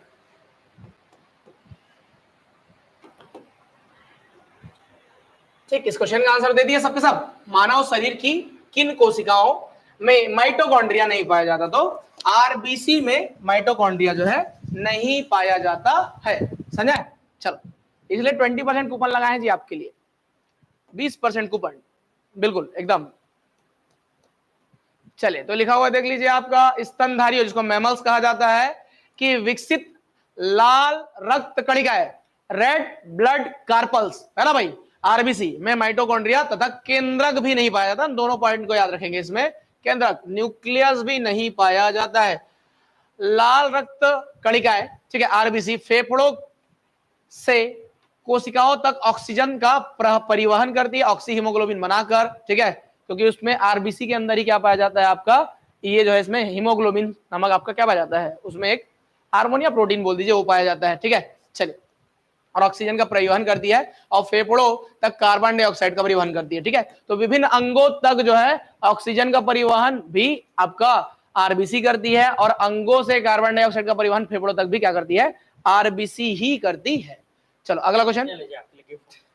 हाँ देखो, मेरा गिफ्ट जी मिल गया, ग्रे कलर चाहिए कि ब्लैक? ब्लैक भी है अपने पास। ये ठीक, देखो मेरा गिफ्ट मिला है। कौन सा चाहिए, ग्रे ब्लैक? हाँ, जो भी चलेगा, दो ऑप्शन है, जो गंदा कम हो। हाँ। ठीक है, ग्रे ठीक है, ब्लैक पहले रखा था। ग्रे चाहिए? ऐसे ही पता है, जिंदगी में ऐसे ही नाम बनाना चाहिए, पता है, कि आपको ऑप्शन मिले, ये लोगे कि ये लोगे, समझ रहे हो? अरे देखो, आपको भी क्या करना पता है, आपके पास ना इतना सारा वैकेंसी आ रहा है ना, आप ऐसा पढ़ो कि आपके पास ऑप्शन रहे कि मैं ये पोस्ट लूं कि ये पोस्ट लूं, ऐसा पढ़ो, समझ में? चलिए, हो गया, क्लियर है। चलो देखो, तो यहाँ पे क्या लिखा गया है, कोशिका के केंद्रक में अतिरिक्त अन्य किस कोशिकांग में, देखो कोशिका के केंद्रक में, देखो ये जो कोशिका है ना, इसका जो केंद्रक है, इसके अंदर डीएनए पाया जाता है, डीएनए। इसके अलावा भी डीएनए कहां पाया जाता है, तो डीएनए जो है बच्चों, वो माइटोकॉन्ड्रिया में भी पाया जाता है, तो बाहर में रहता है माइटोकॉन्ड्रिया, इस कोशिका के कोशिकांग में भी क्या पाया जाता है, आपका डीएनए। तो याद रख लो, डीएनए केंद्रक में भी, ल्यूकियस में भी, और आपका साथ ही साथ माइटोकॉन्ड्रिया में भी क्या है आपका पाया जाता है, दोनों जगह आपका डीएनए पाया जाता है। ठीक है, चलो फटाफट बायोलॉजी खत्म करते हैं, उसके बाद फिर फिजिक्स चालू करेंगे, उसके बाद फिर केमिस्ट्री। ठीक, सामने चलो हो गया। अगला क्वेश्चन, गुणसूत्र जिसको क्रोमोसोम बोलते हो वो निम्न में से किसका परिवर्तित रूप है? तो गुणसूत्र जो है ना बच्चों वो क्रोमेटिन धागों का परिवर्तित रूप है। तो जो क्रोमोसोम्स बनते हैं वो क्रोमेटिन धागों से बनते हैं। ठीक है, क्रोमेटिन धागों, इससे जो जब ये प्रॉपर स्ट्रक्चर्ड हो जाता है, जब क्रोमेटिन धागे सुलझ जाते हैं उससे क्या बन जाता है आपका क्रोमोसोम बनते हैं। इसको याद रख लीजिएगा, option number A is the right answer. चलो अगला क्वेश्चन देखते हैं हम लोग, what is the next question, shall we move on to the next question. अगला क्वेश्चन है आपका, कोशिका झिल्ली बनी होती है। तो कोशिका झिल्ली बनी होती है लिपिड और प्रोटीन दोनों की। लिपिड का मतलब होता है बच्चों वसा, फैट। तो लिपिड और प्रोटीन का मतलब आप जानते हैं प्रोटीन, तो प्रोटीन मतलब प्रोटीन। ठीक है, तो लिपिड और प्रोटीन दोनों को मिलाकर क्या बनता है आपका सेल मेम्ब्रेन बनता है। याद रख लेंगे, कोशिका झिल्ली जो है आपका इसी का बनता है। आया समझ में कि नहीं आया? क्लियर है? चलो what is the next question देखते हैं हम लोग। ए और बी दोनों आएगा, इसका आंसर ऑप्शन नंबर डी। अगला क्वेश्चन है बच्चों, इसको डिटेल में और पढ़ाऊंगा थ्योरी क्लास में। ठीक है, अभी हो गया ये बायोलॉजी खत्म, बायोलॉजी के कोशिकाओं के इतने सारे क्वेश्चन, अभी बहुत कुछ पढ़ना है बायोलॉजी में। पाचन के क्वेश्चन पढ़ने हैं, श्वसन के क्वेश्चन पढ़ने हैं आपको। ठीक है, परिवहन मतलब हार्ट को पढ़ना है, नियंत्रण एवं समन्वय है ना, आपका कंट्रोल एंड कोऑर्डिनेशन मतलब आपको ब्रेन पढ़ना है, ब्रेन के साथ साथ आपको उत्सर्जन तंत्र पढ़ना है, मतलब आपको क्या पढ़ना पड़ेगा आपका उत्सर्जन तंत्र पढ़ोगे, प्रजनन तंत्र पढ़ोगे, अनुवांशिक लक्षण पढ़ोगे। ठीक है, पादपों का प्रकाश संश्लेषण पढ़ेंगे, पादपों में परिवहन पढ़ोगे, सब पढ़ना है आपको। ठीक है, ये बायोलॉजी में पढ़ना है इतना, उसके बाद फिजिक्स में भी बहुत सारा सिलेबस है, तो प्रॉपर हर चीज को आपको पढ़ना पड़ेगा। ऐसा नहीं, चलिए ओल्ड पेपर जैसे ही मिलेगा उसको मैं करा दूंगा। ठीक है, अभी ये परिचारक का जो पेपर है ना, परिचारक, इसमें 60 नंबर का साइंस है। ठीक है, और 40 नंबर का जीएस है। ठीक है, अब इसमें भी आपका देखो, इसमें मैथ्स, रीजनिंग और आपका लैंग्वेज भाषा, ये तीन चीज आपके नहीं है, तो अच्छी बात है। ओनली इंडियन जीएस और सीजीजीएस ही पढ़ना पड़ेगा। और इंडियन जीएस में भी जहां तक है सामाजिक, आर्थिक और राजनीतिक भूगोल ही है, और बाकी आपका संविधान और थोड़ा सा कम है। वैसे राजनीतिक, सामाजिक, आर्थिक, भूगोल में कुछ कुछ क्वेश्चन वहां से आ जाते हैं, बाकी सीजीजीएस आपको ज्यादा पढ़ना पड़ेगा, सीजीजीएस। ठीक, ये इसका सिलेबस है। ऐसा में चलो क्वेश्चन, प्रकाश जो है कि किरण गमन करती है ना, प्रकाश की जो किरण है, ठीक है, जो आपका लाइट रेज है वो कैसे गमन करती है, कैसे मूवमेंट करती है ना, in what pattern they can movement. तो वो कैसे करते हैं आपको, वो सीधी रेखा में गमन करती है हमेशा।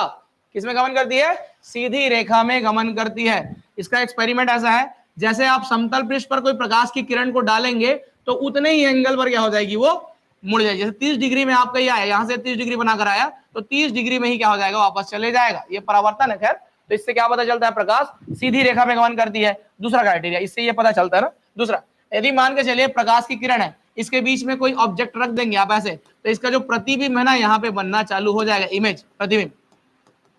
जिससे आपको क्या समझ में आता है, प्रकाश सीधी रेखा में गति करती है और आपको पार नहीं कर पाती। इसलिए जैसे मैं खड़ा हूं तो मेरा इमेज जो है आपका पीछे बना होगा, देखो थोड़ा सा इमेज बन रहा है, प्रकाश सीधे से आ रहा है, मेरा इमेज देखो, देखो हाथ दिख रहा है, देखो ये पीछे बोर्ड में इमेज दिख रहा होगा। तो प्रकाश सीधी रेखा में गति करती है, इसलिए उसका इमेज पीछे बनाती है। आया समझ में? समझा? चलिए सीजीपीएससी मेंस में हाँ बिल्कुल आते हैं ऐसे क्वेश्चंस। ठीक, सीजीपीएससी मेंस तो पढ़ोगे तो फिर आपका ये पेपर वैसे ही निकल जाएगा। ठीक है, जो सीजीपीएससी मेंस वाले हैं। लेकिन हाँ, ये सीजीपीएससी मेंस में थ्योरी है और उसका सिलेबस थोड़ा कम है कंपेयर टू इसके, इसका सिलेबस बड़ा है। चलो अगला क्वेश्चन देखते हैं नेक्स्ट। प्रकाश का वेग न्यूनतम कहां पे होता है, जल्दी बता दो। अच्छा क्वेश्चन है ना। In which medium the velocity of the light is minimum. कौन से मीडियम में आपका इसकी वेलोसिटी मिनिमम होती है, समझा? चलो क्लियर है कि नहीं, जल्दी से बताओ क्विक एंड फास्ट वे में। इसको कोई डाउट है ना, वीडियो के शुरू के 10 मिनट में मैंने आपको डाउट क्लियर किया है ना, कि कौन फॉर्म भर सकता है, कौन फॉर्म नहीं भर सकता। इन सब पहलुओं पर हम लोगों ने क्या की है, चर्चा की है। तो देखिए, निर्वात में वेग तो सर्वाधिक रहेगा, वैक्यूम में वेग क्या रहेगा, सर्वाधिक रहेगा।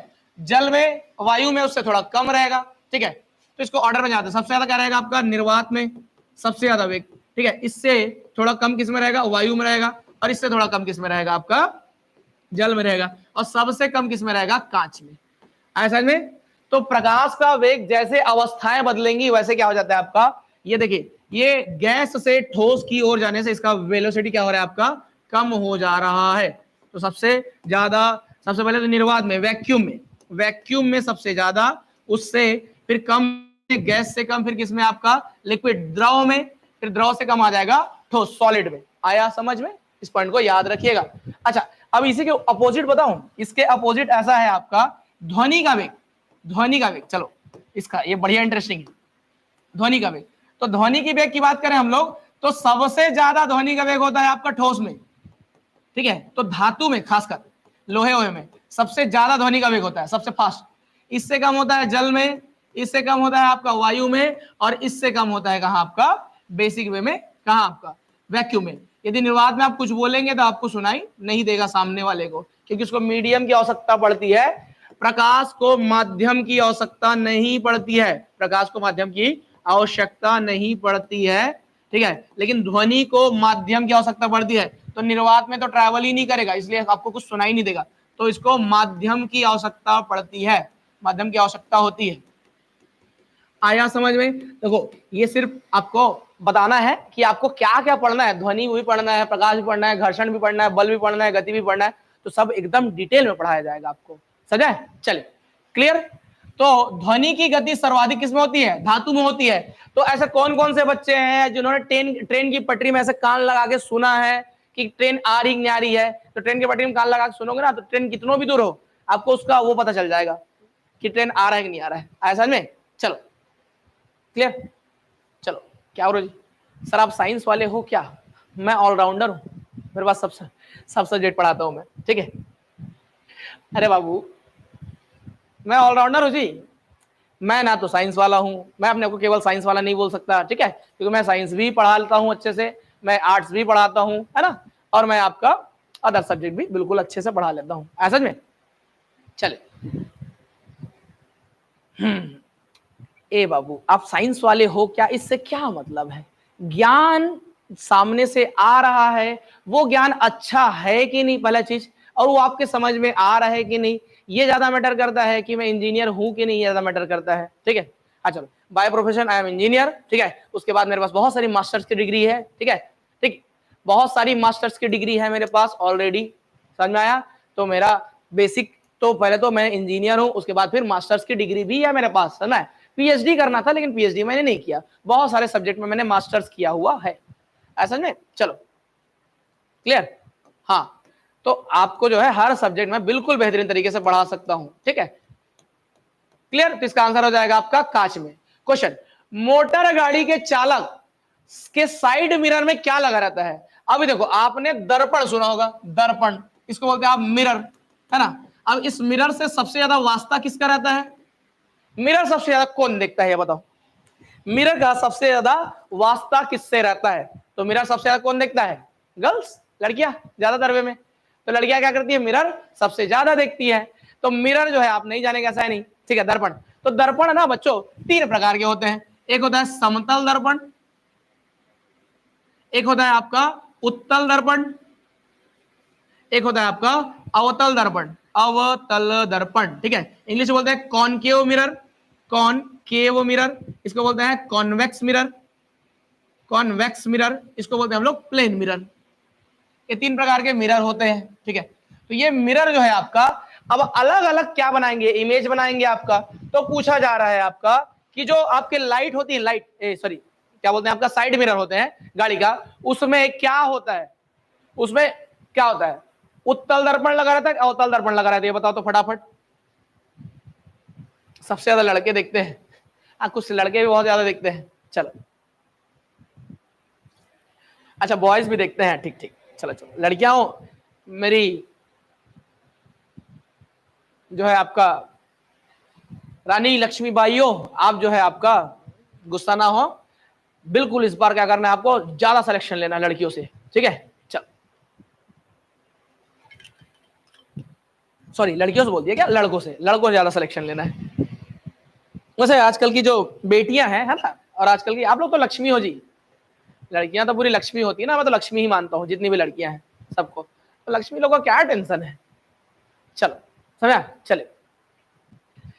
तो इसका आंसर आ जाएगा आपका उत्तल दर्पण। उत्तल दर्पण क्या करता है, छोटे चीजों को बड़ा करके दिखाता है, सॉरी बड़ी चीजों को छोटा करके दिखाता है। तो यहां पे लग रहता है उत्तल दर्पण कॉन्वेक्स मिरर। क्या लगेगा आपका, कॉन्वेक्स मिरर। आया समझ में?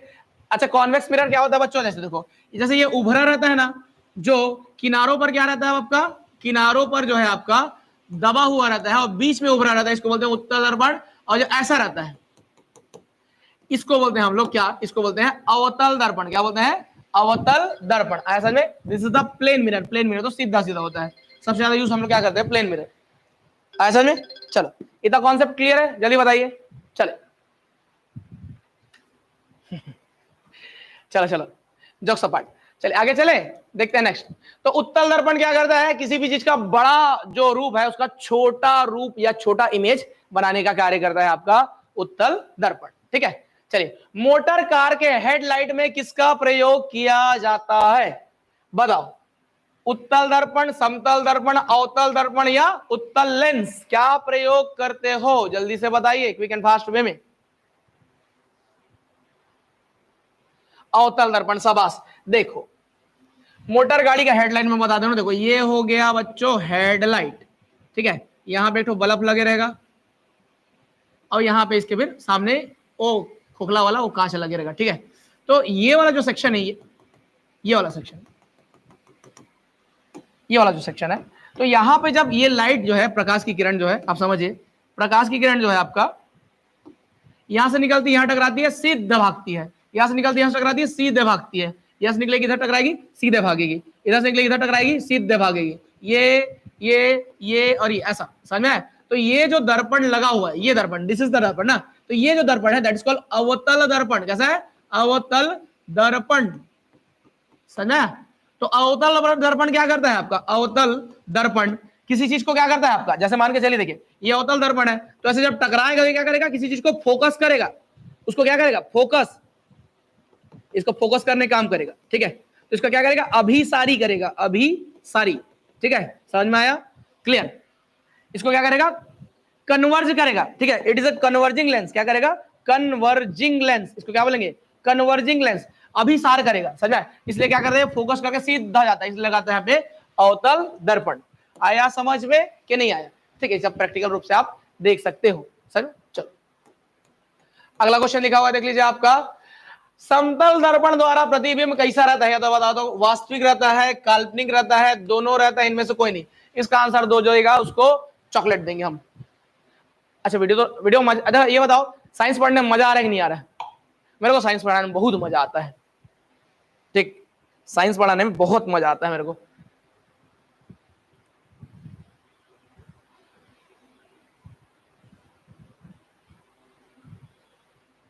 क्या बोल रहे हो जी, सर कौन से इंजीनियरिंग कॉलेज से हैं आप, शायद उनका से, क्या करोगी तुम सब चीजें, ये फालतू फालतू क्वेश्चन मत पूछा करो। तो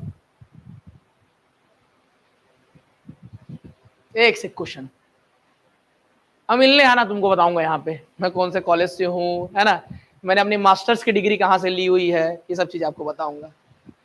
ठीक, चलो चलो रेलेवेंट क्वेश्चन नहीं है। देखो मैं बोला हूँ ना, कमेंट वो करा करो जो पढ़ाई से रिलेटेड हो या आपसे आपका जो कोई डाउट रहा है वो। ठीक है, तो इन सब चीजों में मतलब मैसेज करके अपना समय बर्बाद और बाकियों को भी समय बर्बाद नहीं करना है। ठीक है, चलिए साइंस आर पढ़ के मजा आ रहा है, क्या बोलो सर दिमाग के ऊपर से निकल रहा है। ए बाबू ये 10वीं का सिलेबस पढ़ा रहा हूँ, ये 12वीं का सिलेबस नहीं पढ़ा रहा हूँ जो दिमाग के ऊपर से निकल रहा है, तो फिर इसका मतलब आप 10वीं अच्छे से पढ़े ही नहीं है। यदि आपने 10वीं अच्छे से पढ़ाई नहीं की होगी तो आपको नहीं समझ में आएगा, और आप 10वीं अच्छे से पढ़े हो तो आपको बहुत अच्छे से समझ में आएगा। और टेंशन मत लो, जिसके ऊपर दिमाग के ऊपर से आ रहा है उसके लिए मैं हूं, है ना, वाई आई एम हियर, इसलिए हूं ताकि आपको जीरो से लेकर हीरो तक मैं लेके जाऊंगा आपका। टेंशन मत लो, आप कुछ मत करो, आप कोर्स ज्वाइन कर लो। ठीक है, बाकी हमारे ऊपर छोड़ दो, आपको जीरो से हीरो बनाने की जिम्मेदारी हमारी। ठीक, इन साइंस फील्ड ना, वैसे तो आप सबके सब हीरो ही हो, लेकिन साइंस में आपका यदि नॉलेज आपका यदि बेसिक है तो बेसिक टू एडवांस आपको हम लेकर जाएंगे। ठीक, बेसिक टू एडवांस आप उसके लिए निश्चिंत रहिए। ठीक है, क्योंकि ऑब्जेक्टिव क्लासेस से एक्सप्लेनेशन कम हो पाता है। चलिए इसका आंसर हो जाएगा, सॉरी इसका आंसर हो जाएगा option number B. Option number B हो जाएगा काल्पनिक आभासी। ऐसा नहीं, चलो इसका मतलब क्या हो जाएगा, काल्पनिक। आप देखो सिंपल सा चीज है, यहां पे कोई आदमी खड़ा हुआ है, यहां इसका इमेज इधर पीछे बन रहा है, तो क्या ये पीछे में सही जाके खड़ा हुआ है क्या? नहीं खड़ा हुआ है, तो उसका इमेज क्या बन रहा है आपका? Imaginary. It is a imaginary, not a real image.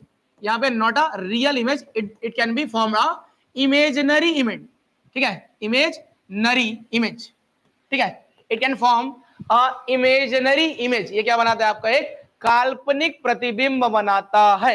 आया समझ में? क्लियर। और इसका साइज कितना रहता है? देखो 3-4 कॉन्सेप्ट है। जो प्लेन मिरर होता है ना आपका, समतल दर्पण, ये एक तो काल्पनिक प्रतिबिंब बनाता है, काल्पनिक, ठीक है, प्लस आपका ये क्या बनाता है? आपका काल्पनिक के साथ साथ ये सीधा प्रतिबिंब बनाता है, लेकिन इसके पार्श्व जो है आपके बदल जाते हैं, पार्श्व बदल जाते हैं। पार्श्व मतलब समझ रहे हो? साइड्स बदल जाते हैं। जैसे फॉर एग्जांपल, आप जब मिरर के सामने आपको कोई आदमी खड़ा रहेगा ना, तो आप जब अपना बायां हाथ, आप अपना दायां हाथ हिलाओगे, तो आपके सामने वाला जो है ना आपका, वो अपना बायां हाथ हिलाएगा। ऐसा जैसे मैं खड़ा हूं, अपने आप को देख रहा हूं, तो मेरे सामने मैं ही खड़ा हूं, लेकिन फिर मैं क्या बोल रहा हूं, जब मैं ये दायां हाथ हिला रहा हूं, तो वो जो सामने वाला इधर वाला, ये अपना क्या हिलाएगा? बायां वाला हाथ हिलाएगा। तो इसमें सिर्फ पार्श्व बदल जाते हैं, बाकी आपका क्या कहता है? सबका सब सेम रहता है। ऐसा नहीं? चलो ए बाबू, तुम ये सब मैसेज करना बंद करोगे कि मैं ब्लॉक करूं?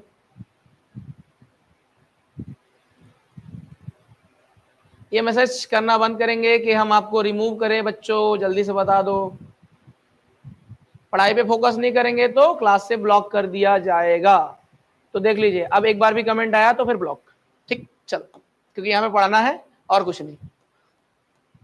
चलो देखो नेक्स्ट क्वेश्चन।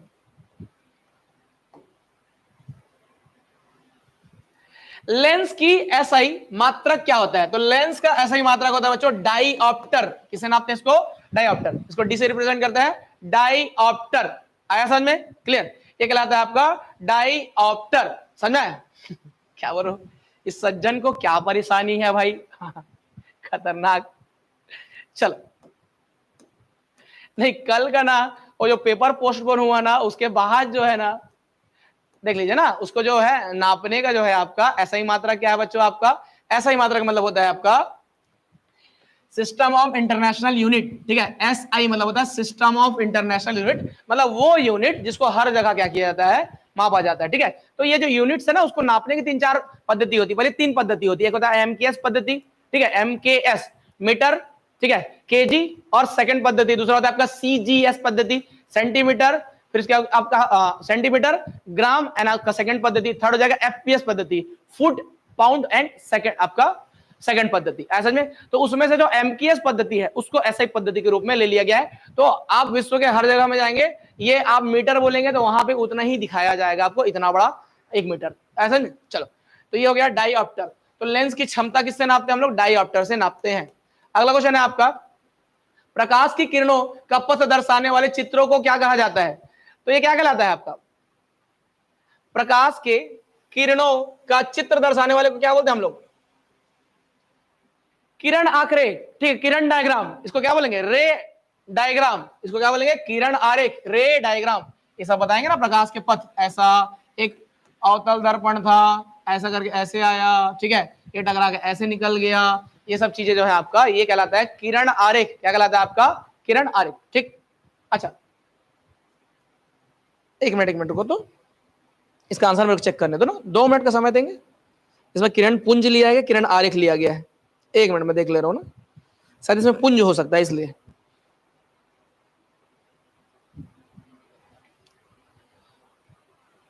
नहीं, ठीक है, किरण आरेख ही है, ठीक, किरण आरेख ही होगा इसका आंसर, ठीक है। चलो, तो किरण आरेख ही इसका आंसर है, समझा? रे डायग्राम ही इसका क्या है? आपका आंसर है, ठीक है, क्लियर है। किरण पुंज नहीं, किरण पुंज मतलब उसका गुच्छा, पुलिंदा, ऐसा में चले, तो वो नहीं है, किरण आरेख ही होगा। चलिए नेक्स्ट क्वेश्चन है, प्रकाश के किरणों के समूह को कहते हैं? अब इसका आंसर होगा आपका किरण पुंज, जो गुच्छा होता है, ठीक। चलो क्लियर, किरण आरेख, किरण पुंज, ठीक, किरण पुंज बता तो दिया। किरण पुंज किसको बोलते हैं? प्रकाश के किरणों के समूह को बोलते हैं किरण पुंज, ऐसा में, ठीक है। वहां पे पथ बोला गया, पथ, पाथ, पथ, पाथ, समझा? तो पाथ को दर्शाने वाले चित्र को बोला गया, उसके पथ को दर्शाने वाले चित्र, ऐसा बोला गया ना, इसको हम लोग बोलेंगे किरण डायग्राम, ठीक है। ए बाबू तुम लोग ना खुद कंफ्यूज होते हो और जो है आपका क्लास को भी कंफ्यूज करते हो, ठीक है। चल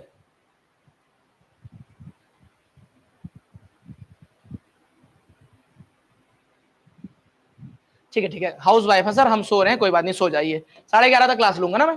चलो अगला क्वेश्चन देखते हैं हम लोग।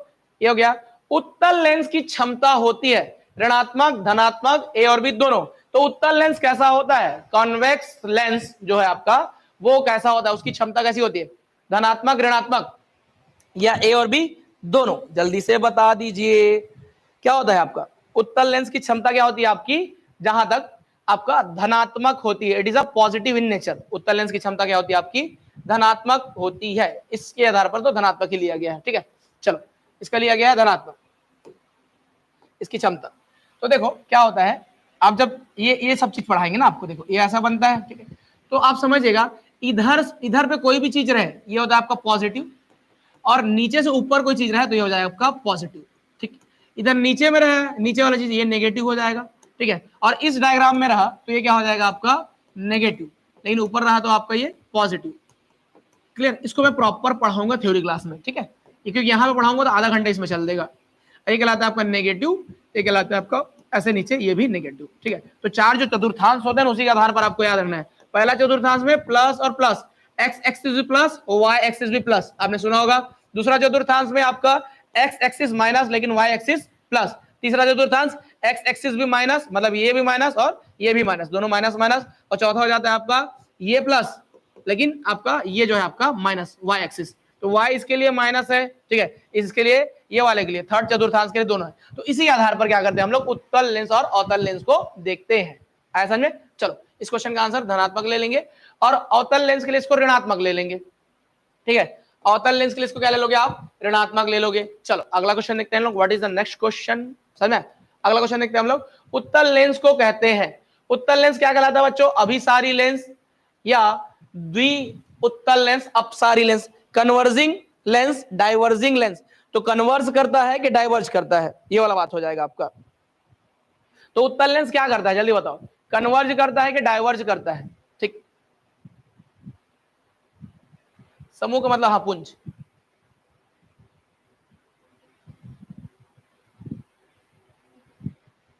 क्या बोलोगे, उत्तल लेंस को अभिसारी बोलोगे अपसारी बोलोगे, ठीक। देखो आप समझो एक चीज मैं बता दे रहा हूं, दो कॉन्सेप्ट बता रहा हूं।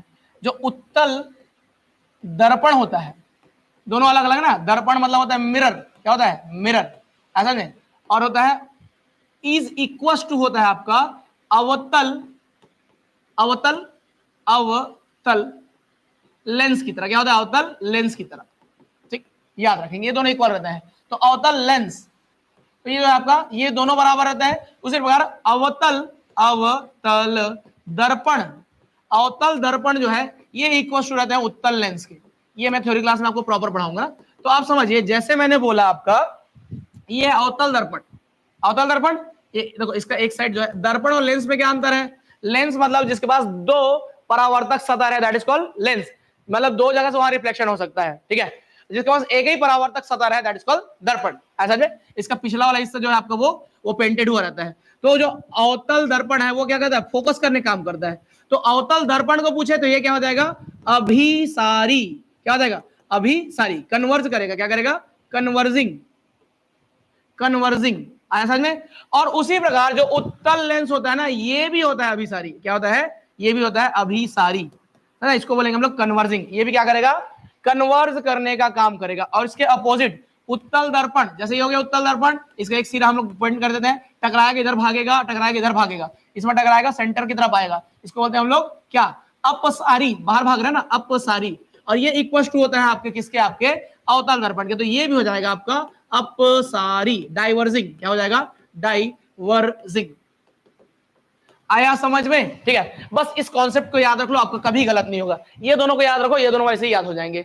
बस इतना याद रखो, इधर उत्तल दर्पण है तो उसके जैसा होगा उधर अवतल लेंस, और इधर अवतल दर्पण है तो उसके जैसा होगा उधर उत्तल लेंस। आया समझ में, जल्दी से बताओ तो, जल्दी समझ में आया कि नहीं, जल्दी बताइए, समझ में आया कि नहीं, जल्दी बताइए, क्विक एंड फास्ट।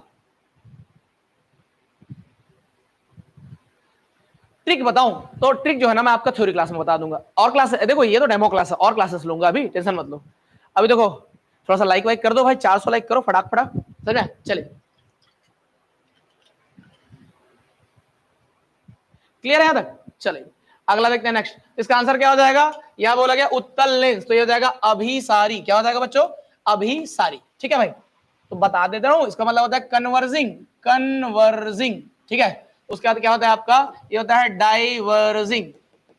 ए बाबू तुम लोग क्या हिंदी और इंग्लिश करते रहते हो जी? भाषा कभी आपके योग्यता का बैरियर नहीं हो सकती ना, भाषा कभी भी आपके योग्यता पर रुकावट पैदा नहीं कर सकती। क्यों?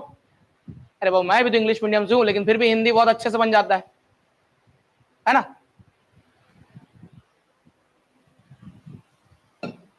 ठीक, तो भाषाएं कभी आपके योग्यता का बैरियर नहीं हो सकती। तो हिंदी इंग्लिश क्या करते रहते हो? क्या फर्क पड़ता है? समझा? देखो जैसे मैंने आपका, जब आपका यूपीएससी में जब ऑप्शनल चुनना होता है ना, तो मैंने हिंदी साहित्य चुना था, तो उसमें अच्छे मार्क्स आते हैं। क्लियर?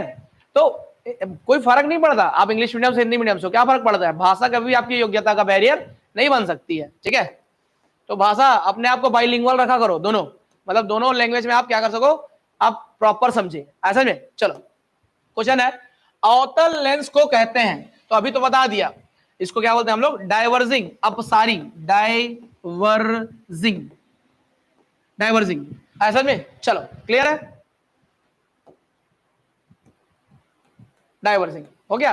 नेक्स्ट देखते हैं हम लोग, निम्न में से कौन सा पदार्थ लेंस बनाने के लिए प्रयुक्त नहीं होता?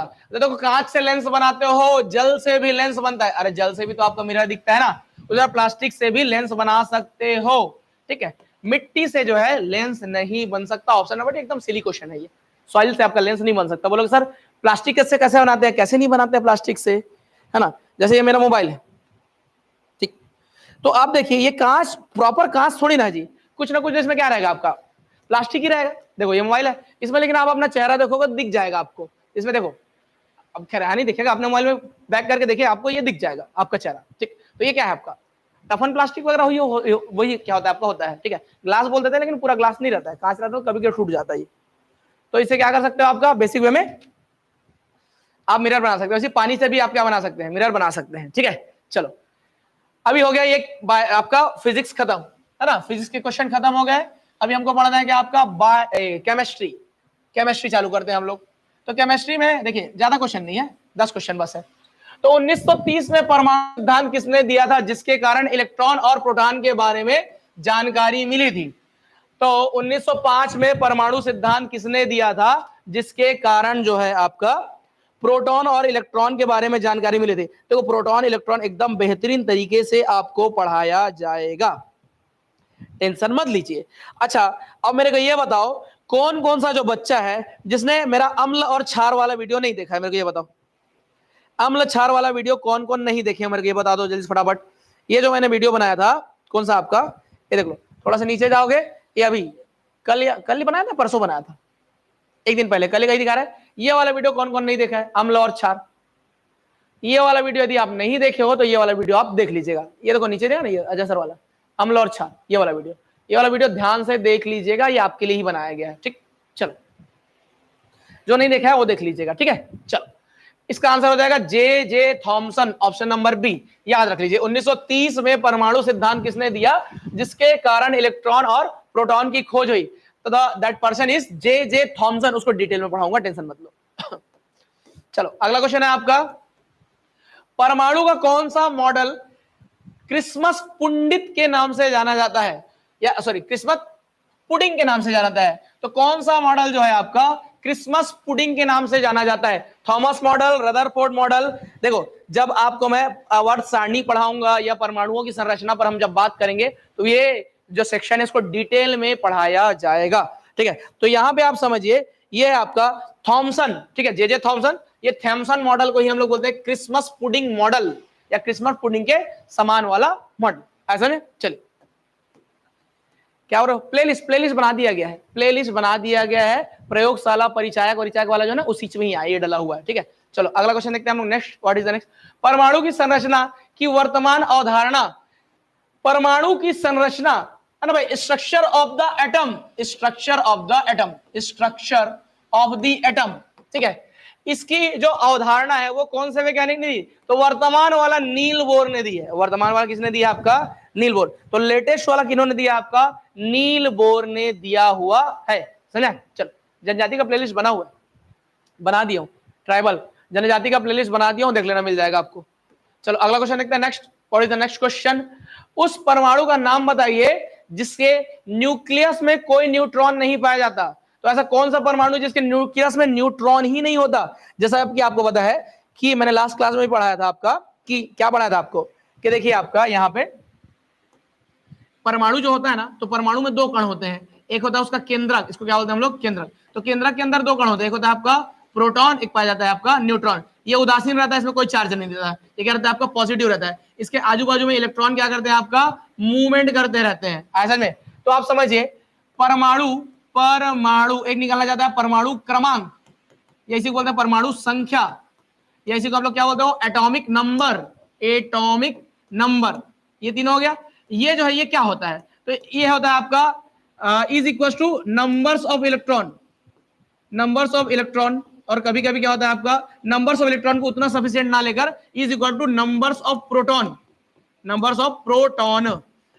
ठीक है, तो ज्यादातर वे में प्रोटॉन को ही लिया जाता है। तो जितने प्रोटॉन उपस्थित रहते हैं आपके किसमें? आपका आपके किसी परमाणु में, दैट इज कॉल्ड परमाणु क्रमांक। और परमाणु परमाणु भार या परमाणु द्रव्यमान एक ही बात है आपका। परमाणु द्रव्यमान इंग्लिश बोलते हैं एटॉमिक मास। क्या बोलोगे? Atomic mass. तो एटॉमिक मास या एटॉमिक वेट की यदि बात करो तो इसका होता है आपका प्रोटॉन प्लस न्यूट्रॉन को मिला दोगे तो एटॉमिक मास आपको मिल जाता है, प्रोटॉन की संख्या प्लस न्यूट्रॉन की संख्या। तो हाइड्रोजन जो होता है ना बच्चों, उसमें क्या नहीं रहता आपका? उसमें केवल और केवल प्रोटॉन रहता है, न्यूट्रॉन नहीं रहता। इसलिए उसका परमाणु क्रमांक कितना होता है आपका? एक होता है। और परमाणु द्रव्यमान भी कितना होता है आपका? एक ही होता है। रीजन क्यों? क्योंकि परमाणु क्रमांक में या तो इलेक्ट्रॉन गिन लो या तो प्रोटॉन गिन लो, और परमाणु द्रव्यमान में प्रोटॉन प्लस न्यूट्रॉन दोनों गिनो तो न्यूट्रॉन हिच नहीं तो एक ही गिनोगे। इसलिए हाइड्रोजन में क्या होता है आपका? एक प्रोटॉन बस रहता है, इसलिए इसको परमाणु क्रमांक और परमाणु द्रव्यमान दोनों को दोनों कितने होते हैं? एक होते हैं। इसको एकदम डिटेल में पढ़ाऊंगा थ्योरी क्लास में, ठीक? चलो, समझ में आया थोड़ा बहुत? जल्दी बताओ, समझ में आया थोड़ा बहुत? ठीक है, हाँ चलो, कितना है? 393 लाइक, 400 लाइक, जल्दी कंप्लीट करो। तो समझ में आ गया? तो समझ में आ गया? थम्स अप दो जल्दी से। समझ में आया? थम्स अप दीजिए। और जिसको नहीं समझ में आया उनको डिटेल क्लास में पढ़ा दिया जाएगा, टेंशन मत लो, ठीक? अब ये फास्ट क्लास है, मतलब इन द सेंस ये आपका डेमो क्लासेस है, तो इसमें जो है आपका उतना ज्यादा एक्सप्लेन कर पाना पॉसिबल है नहीं। तो option number B is the right answer. Next, कौन सा मॉडल एक परमाणु की स्थिरता की व्याख्या करने में सक्षम नहीं है? तो कोई परमाणु स्थिर है ऐसा व्याख्या करने में सक्षम नहीं है, तो ऐसा कौन सा मॉडल है? तो कौन सा मॉडल है? तो चार मॉडल आपको यहाँ पे दिख रहा होगा आपका, Rutherford model, Bohr model, Thompson model, ठीक है? तो इसका आंसर दे लीजिए आपका बोर मॉडल तो लेटेस्ट है, तो ये तो रहेगा बिल्कुल। थॉमसन ने भी क्या किया है? न्यूट्रॉन और प्रोटॉन के बारे में बिल्कुल बताया है, इलेक्ट्रॉन और प्रोटॉन के बारे में, तो ये भी पॉसिबल रहेगा। रदरफोर्ड मॉडल जो है आपका वो पहले का मॉडल था, इसलिए उसने क्या नहीं किया? आपका परमाणु की स्थिरता के बारे में नहीं बताया। अब परमाणु की स्थिरता मतलब समझो, परमाणु की स्थिरता, तो देखो ये हो गया प्रोटॉन, ये हो गया न्यूट्रॉन, ये केंद्र में रहते हैं, ठीक है? और इसके आजू बाजू में क्या होते हैं बच्चों? इसके आजू बाजू में इलेक्ट्रॉन क्या रहते हैं आपके? घूमते रहते हैं। आया समझ में? तो आपको पता है आपका ये पॉजिटिव है और ये नेगेटिव है, तो इसको अपने तरफ क्या करेगा? खींचेगा। तो खींचेगा तो इलेक्ट्रॉन को तो इसके केंद्र में गिर जाना चाहिए ना। इस कॉन्सेप्ट को बताऊंगा ना, एकदम बेहतरीन तरीके से बताऊंगा थ्योरी क्लास में। इलेक्ट्रॉन को इस न्यूक्लियस में, ये केंद्रक में क्या हो जाना चाहिए? गिर जाना चाहिए ना। अरे बाबू सिंपल सा चीज है, जब ये यहाँ पे है, ये पॉजिटिव है नेगेटिव है, इसको खींचेगा तो इसको यहाँ गिर जाना चाहिए, फिर भी ये नहीं गिरता है, ये मूवमेंट करता रहता है। क्यों? रीजन है क्योंकि वो गति में है। किसमें? आपका गति में। तो आपने क्या देखा होगा? दो प्रकार के बल का नाम सुना होगा, एक लगता है अभिकेंद्रीय बल। क्या लगता है? अभिकेंद्रीय बल। और एक लगता है आपका अपकेंद्रीय बल। क्या लगता है आपका? अपकेंद्रीय बल, ठीक है? Centrifugal force and centripetal force, है ना? केंद्र की ओर लगने वाला सेंट्रीपिटल फोर्स, ठीक है? और बाहर की ओर लगने वाला आपका सेंट्रीफ्यूगल फोर्स, ठीक? तो ये आपका लगेगा दो फोर्स। तो एक फोर्स जो है आपका वो अंदर की ओर लगे, दैट इज कॉल्ड अभिकेंद्रीय बल। तो ये पॉजिटिव नेगेटिव जो फोर्स है ना वो अंदर की ओर खींचता है, लेकिन जब ये गति करता है ना तो ये बाहर की ओर फेंकाता है। कहां फेंकाता है? बाहर की ओर। तो ये दोनों एक दूसरे क्या करके रखते हैं? बैलेंस करके रखते हैं, इसलिए इसकी संरचना स्थिर रहती है। हो गया आपका उसकी स्थिरता। फॉर एग्जाम्पल, आप बोला झूला झूले, ऐसा गोला गोला, तो जब उसमें आप बैठे रहते हो, अरे गोल वाला झूले ना जो जिसमें गोल गोल घूमते हैं, तो उसको बहुत जोर से घुमा दोगे तो जब आप फेंकाते हो, कहाँ फेंका जाते हो? बाहर की ओर फेंकाते हो ना। क्यों? क्योंकि रीजन क्या होता है आपका, आप पकड़ के रखते हो जब तक, तब तक आप क्या नहीं फेंकाओगे, बाहर की ओर नहीं फेंकाओगे। जैसे आपने हाथ छोड़ा, बाहर की ओर फेंका जाते हो। क्यों? क्योंकि बाहर की ओर एक अपकेंद्रीय बल लगेगा, लेकिन आपने जो पकड़ के रखा है वो अंदर की ओर अपकेंद्रीय बल। तो यही किसी चीज की संरचना क्या रखता है आपका, स्थिर बना के रखता है। तो यही क्राइटेरिया आपको देखने मिलेगा। इलेक्ट्रॉन प्रोटॉन एक केंद्र अंदर की ओर बल लगाएगा, एक बाहर की ओर बल लगाएगा। ठीक है, समझ में आया? ये पॉइंट क्लियर है? चलिए, क्लियर? चलो, हाँ, अभी केंद्रीय, केंद्र अभी केंद्रीय मतलब केंद्र की ओर, अब केंद्रीय मतलब बाहर की ओर। ठीक है, ऐसा में सेंट्रीपिटल फोर्स, सेंट्रीफ्यूगल फोर्स। तो रदरफोर्ड जो है इसको एक्सप्लेन नहीं कर पाए। सबको समझ में आ गया? आगे समझ में? चलिए, हाँ, रस्सी पत्थर बांधने वाला, अच्छा एक्सपेरिमेंट करके दिखाऊं? आज साइंस ऐसा है ना, साइंस पढ़ाते पढ़ाते ना एक्सपेरिमेंट करते बन जाता है। अच्छा बात है, साइंस पढ़ाते पढ़ाते क्या ना एक्सपेरिमेंट करते बन जाता है। चलो एक्सपेरिमेंट करके दिखाता हूं। देखो ये, देखो ये वायर है, ठीक, देखिए ये हो गया, इसको मैं घुमा रहा हूं, देखो ये घुमा रहा हूं, तो ये बढ़िया क्या है, देखो सर्कुलर मोशन में घूम रहा है कि नहीं घूम रहा है? घूम रहा है सर्कुलर मोशन में, देखो ये बढ़िया घूम रहा है सर्कुलर मोशन में, बढ़िया। ये देखो ये, यदि मैं इसको, अभी देखो क्या है, एक बल जो है ना मेरे हाथ में बाहर की ओर लग रहा हो, जो इसको सर्कुलर मोशन प्रदान कर रहा होगा, और एक बल क्या है, इसको अंदर की ओर क्या कर रहा है, खींच रहा है, खींच रहा है, समझा? और जैसे ही ना मैं ये अंदर वाला जो बल है इसको मैं छोड़ दूंगा तो ये फेंका जाएगा। देखो ये गया, फेंका गया। क्यों? एक बल बाहर की ओर लग रहा था, एक और अंदर की ओर। आया समझ में? ठीक, अरे साइंस पूरा एक्सपेरिमेंट करके पढ़ा दूंगा आपको, यही। चलो टेंशन मत लो। क्वेश्चन, गोल्डस्टीन के अनुसार बहुत कम दबाव के गैसों के माध्यम से उच्च वोल्टेज की बिजली पारित करने से किसकी खोज हुई? तो गोल्डस्टीन ने किसकी खोज की? सबसे अच्छा, गोल्डस्टीन ने किसकी खोज की? तो गोल्डस्टीन ने बच्चों प्रोटॉन की खोज की थी। इनके नाम याद रखोगे, गोल्डस्टीन या गोल्डस्टाइन। गोल्डस्टीन या गोल्डस्टाइन ने किसकी खोज की थी? आपकी प्रोटॉन की। न्यूट्रॉन की खोज किसने की थी? और आपका इलेक्ट्रॉन की खोज किसने की थी? तो लाइन से हम लोग देख लेते हैं। आपका इलेक्ट्रॉन की खोज किसने की है बच्चों? तो इलेक्ट्रॉन की खोज की है किन्होंने? जल्दी बताओ। तो प्रोटॉन की खोज हो गई आपकी गोल्डस्टाइन के द्वारा, इलेक्ट्रॉन की खोज हो गई किनके द्वारा? आपका बेसिक वे में इलेक्ट्रॉन किन्होंने खोजा है? इलेक्ट्रॉन किन्होंने खोजा है, जल्दी बताइए। इलेक्ट्रॉन जे थॉमसन ने। ठीक है, तो देख लो लाइन से, जे थॉमसन ने क्या खोजा आपका? अच्छा, ये गोल्डस्टाइन ये प्रोटॉन खोजने वाले हैं, जे थॉमसन इलेक्ट्रॉन खोजने वाले हैं, और चैडविक ने क्या खोजा है? न्यूट्रॉन खोजा है। तो तीनों चीज को क्या करेंगे आप? याद रखिएगा। ठीक है, तो इसका आंसर क्या आ जाएगा? इलेक्ट्रॉन। इसका आंसर हो जाएगा जे थॉमसन। अगला क्वेश्चन देखते हैं, what is the next question? अगला क्वेश्चन है आपका 1932 में न्यूट्रॉन की खोज किसने की थी? ऑप्शन नंबर बी, चैडविक ने। क्लियर? अगला क्वेश्चन देखते हैं, what is the next question? अगला क्वेश्चन है आपका, किस मॉडल के अनुसार जब इलेक्ट्रॉन एक ही स्तर पर घूमते हैं और परमाणु स्थिर रहता है तब तक इलेक्ट्रॉन की ऊर्जा में कोई परिवर्तन नहीं होता? तो बोला जा रहा है आपका, वो एक्सपेरिमेंट दिखाया ना कि जब इलेक्ट्रॉन एक ही उसमें घूम रहा है, किसमें? आपका एक ही कक्षा में घूम रहा है, तो उसमें ऊर्जा में कोई चेंजेस नहीं होता है। तो ये किन्होंने बताया था? ये बताया था बोर मॉडल ने। किन्होंने? आपका बोर मॉडल ने इसकी व्याख्या की थी, इसको याद कर लो। ऐसा नहीं? चलिए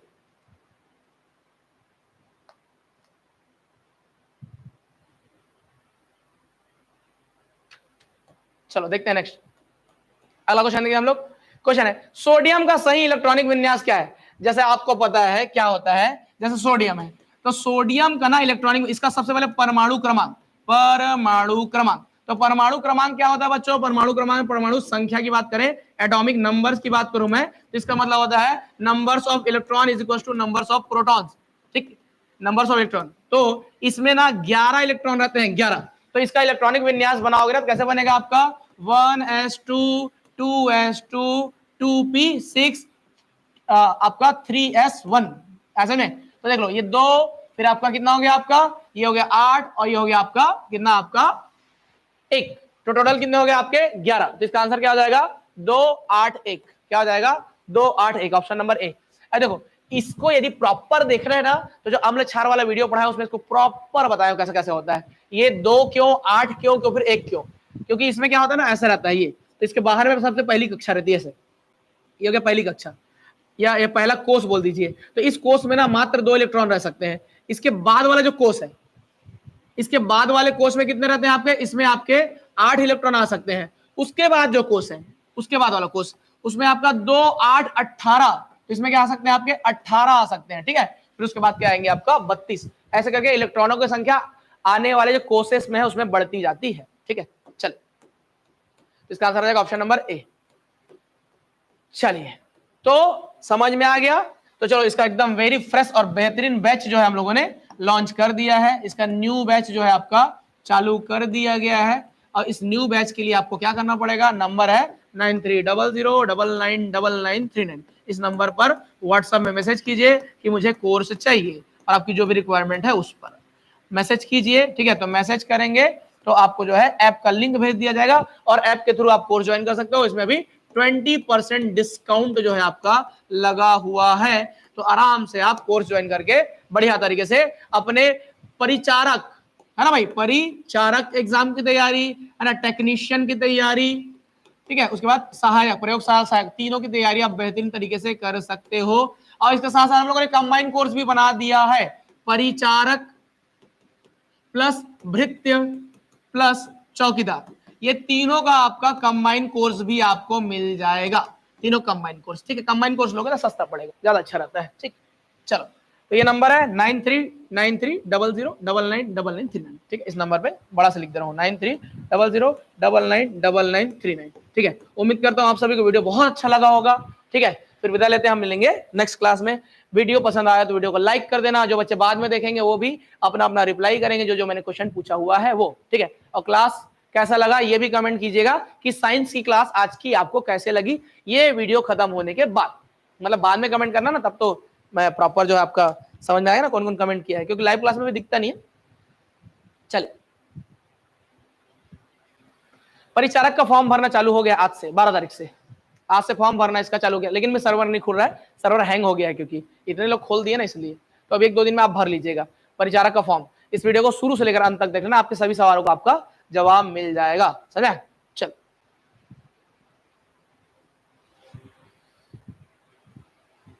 सर आप मेरा कमेंट नहीं देखे, क्या कमेंट किए हो जी?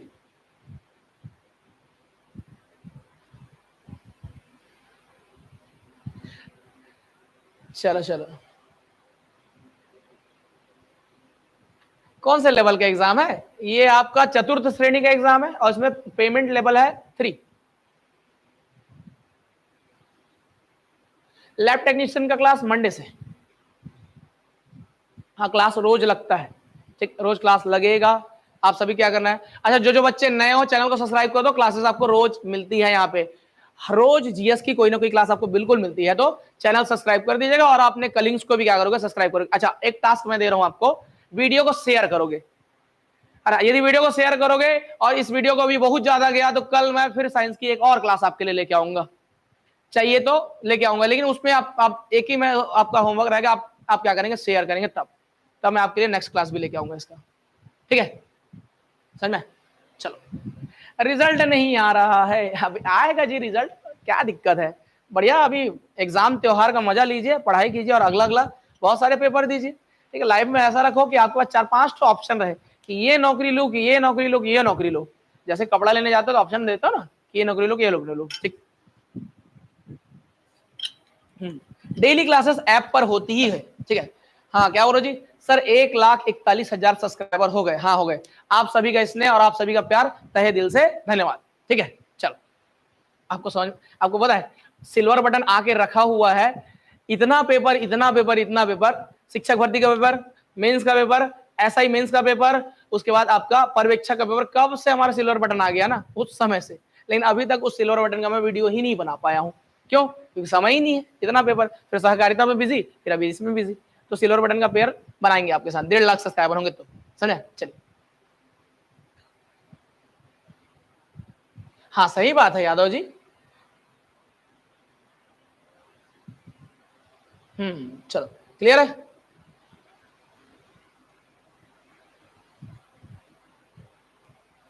देखते हैं एग्जाम कब होता है। ठीक, चले, देखो हमको अपना कर्म करना है, बाकी जो नहीं करता उससे क्या दिक्कत है जी। चले,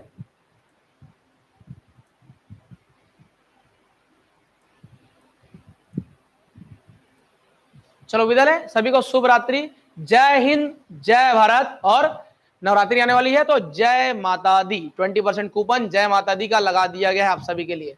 चलो, क्लियर? अब रिजल्ट आएगा तब आएगा, तभी तक तो आप पढ़ाई कीजिए। चलो।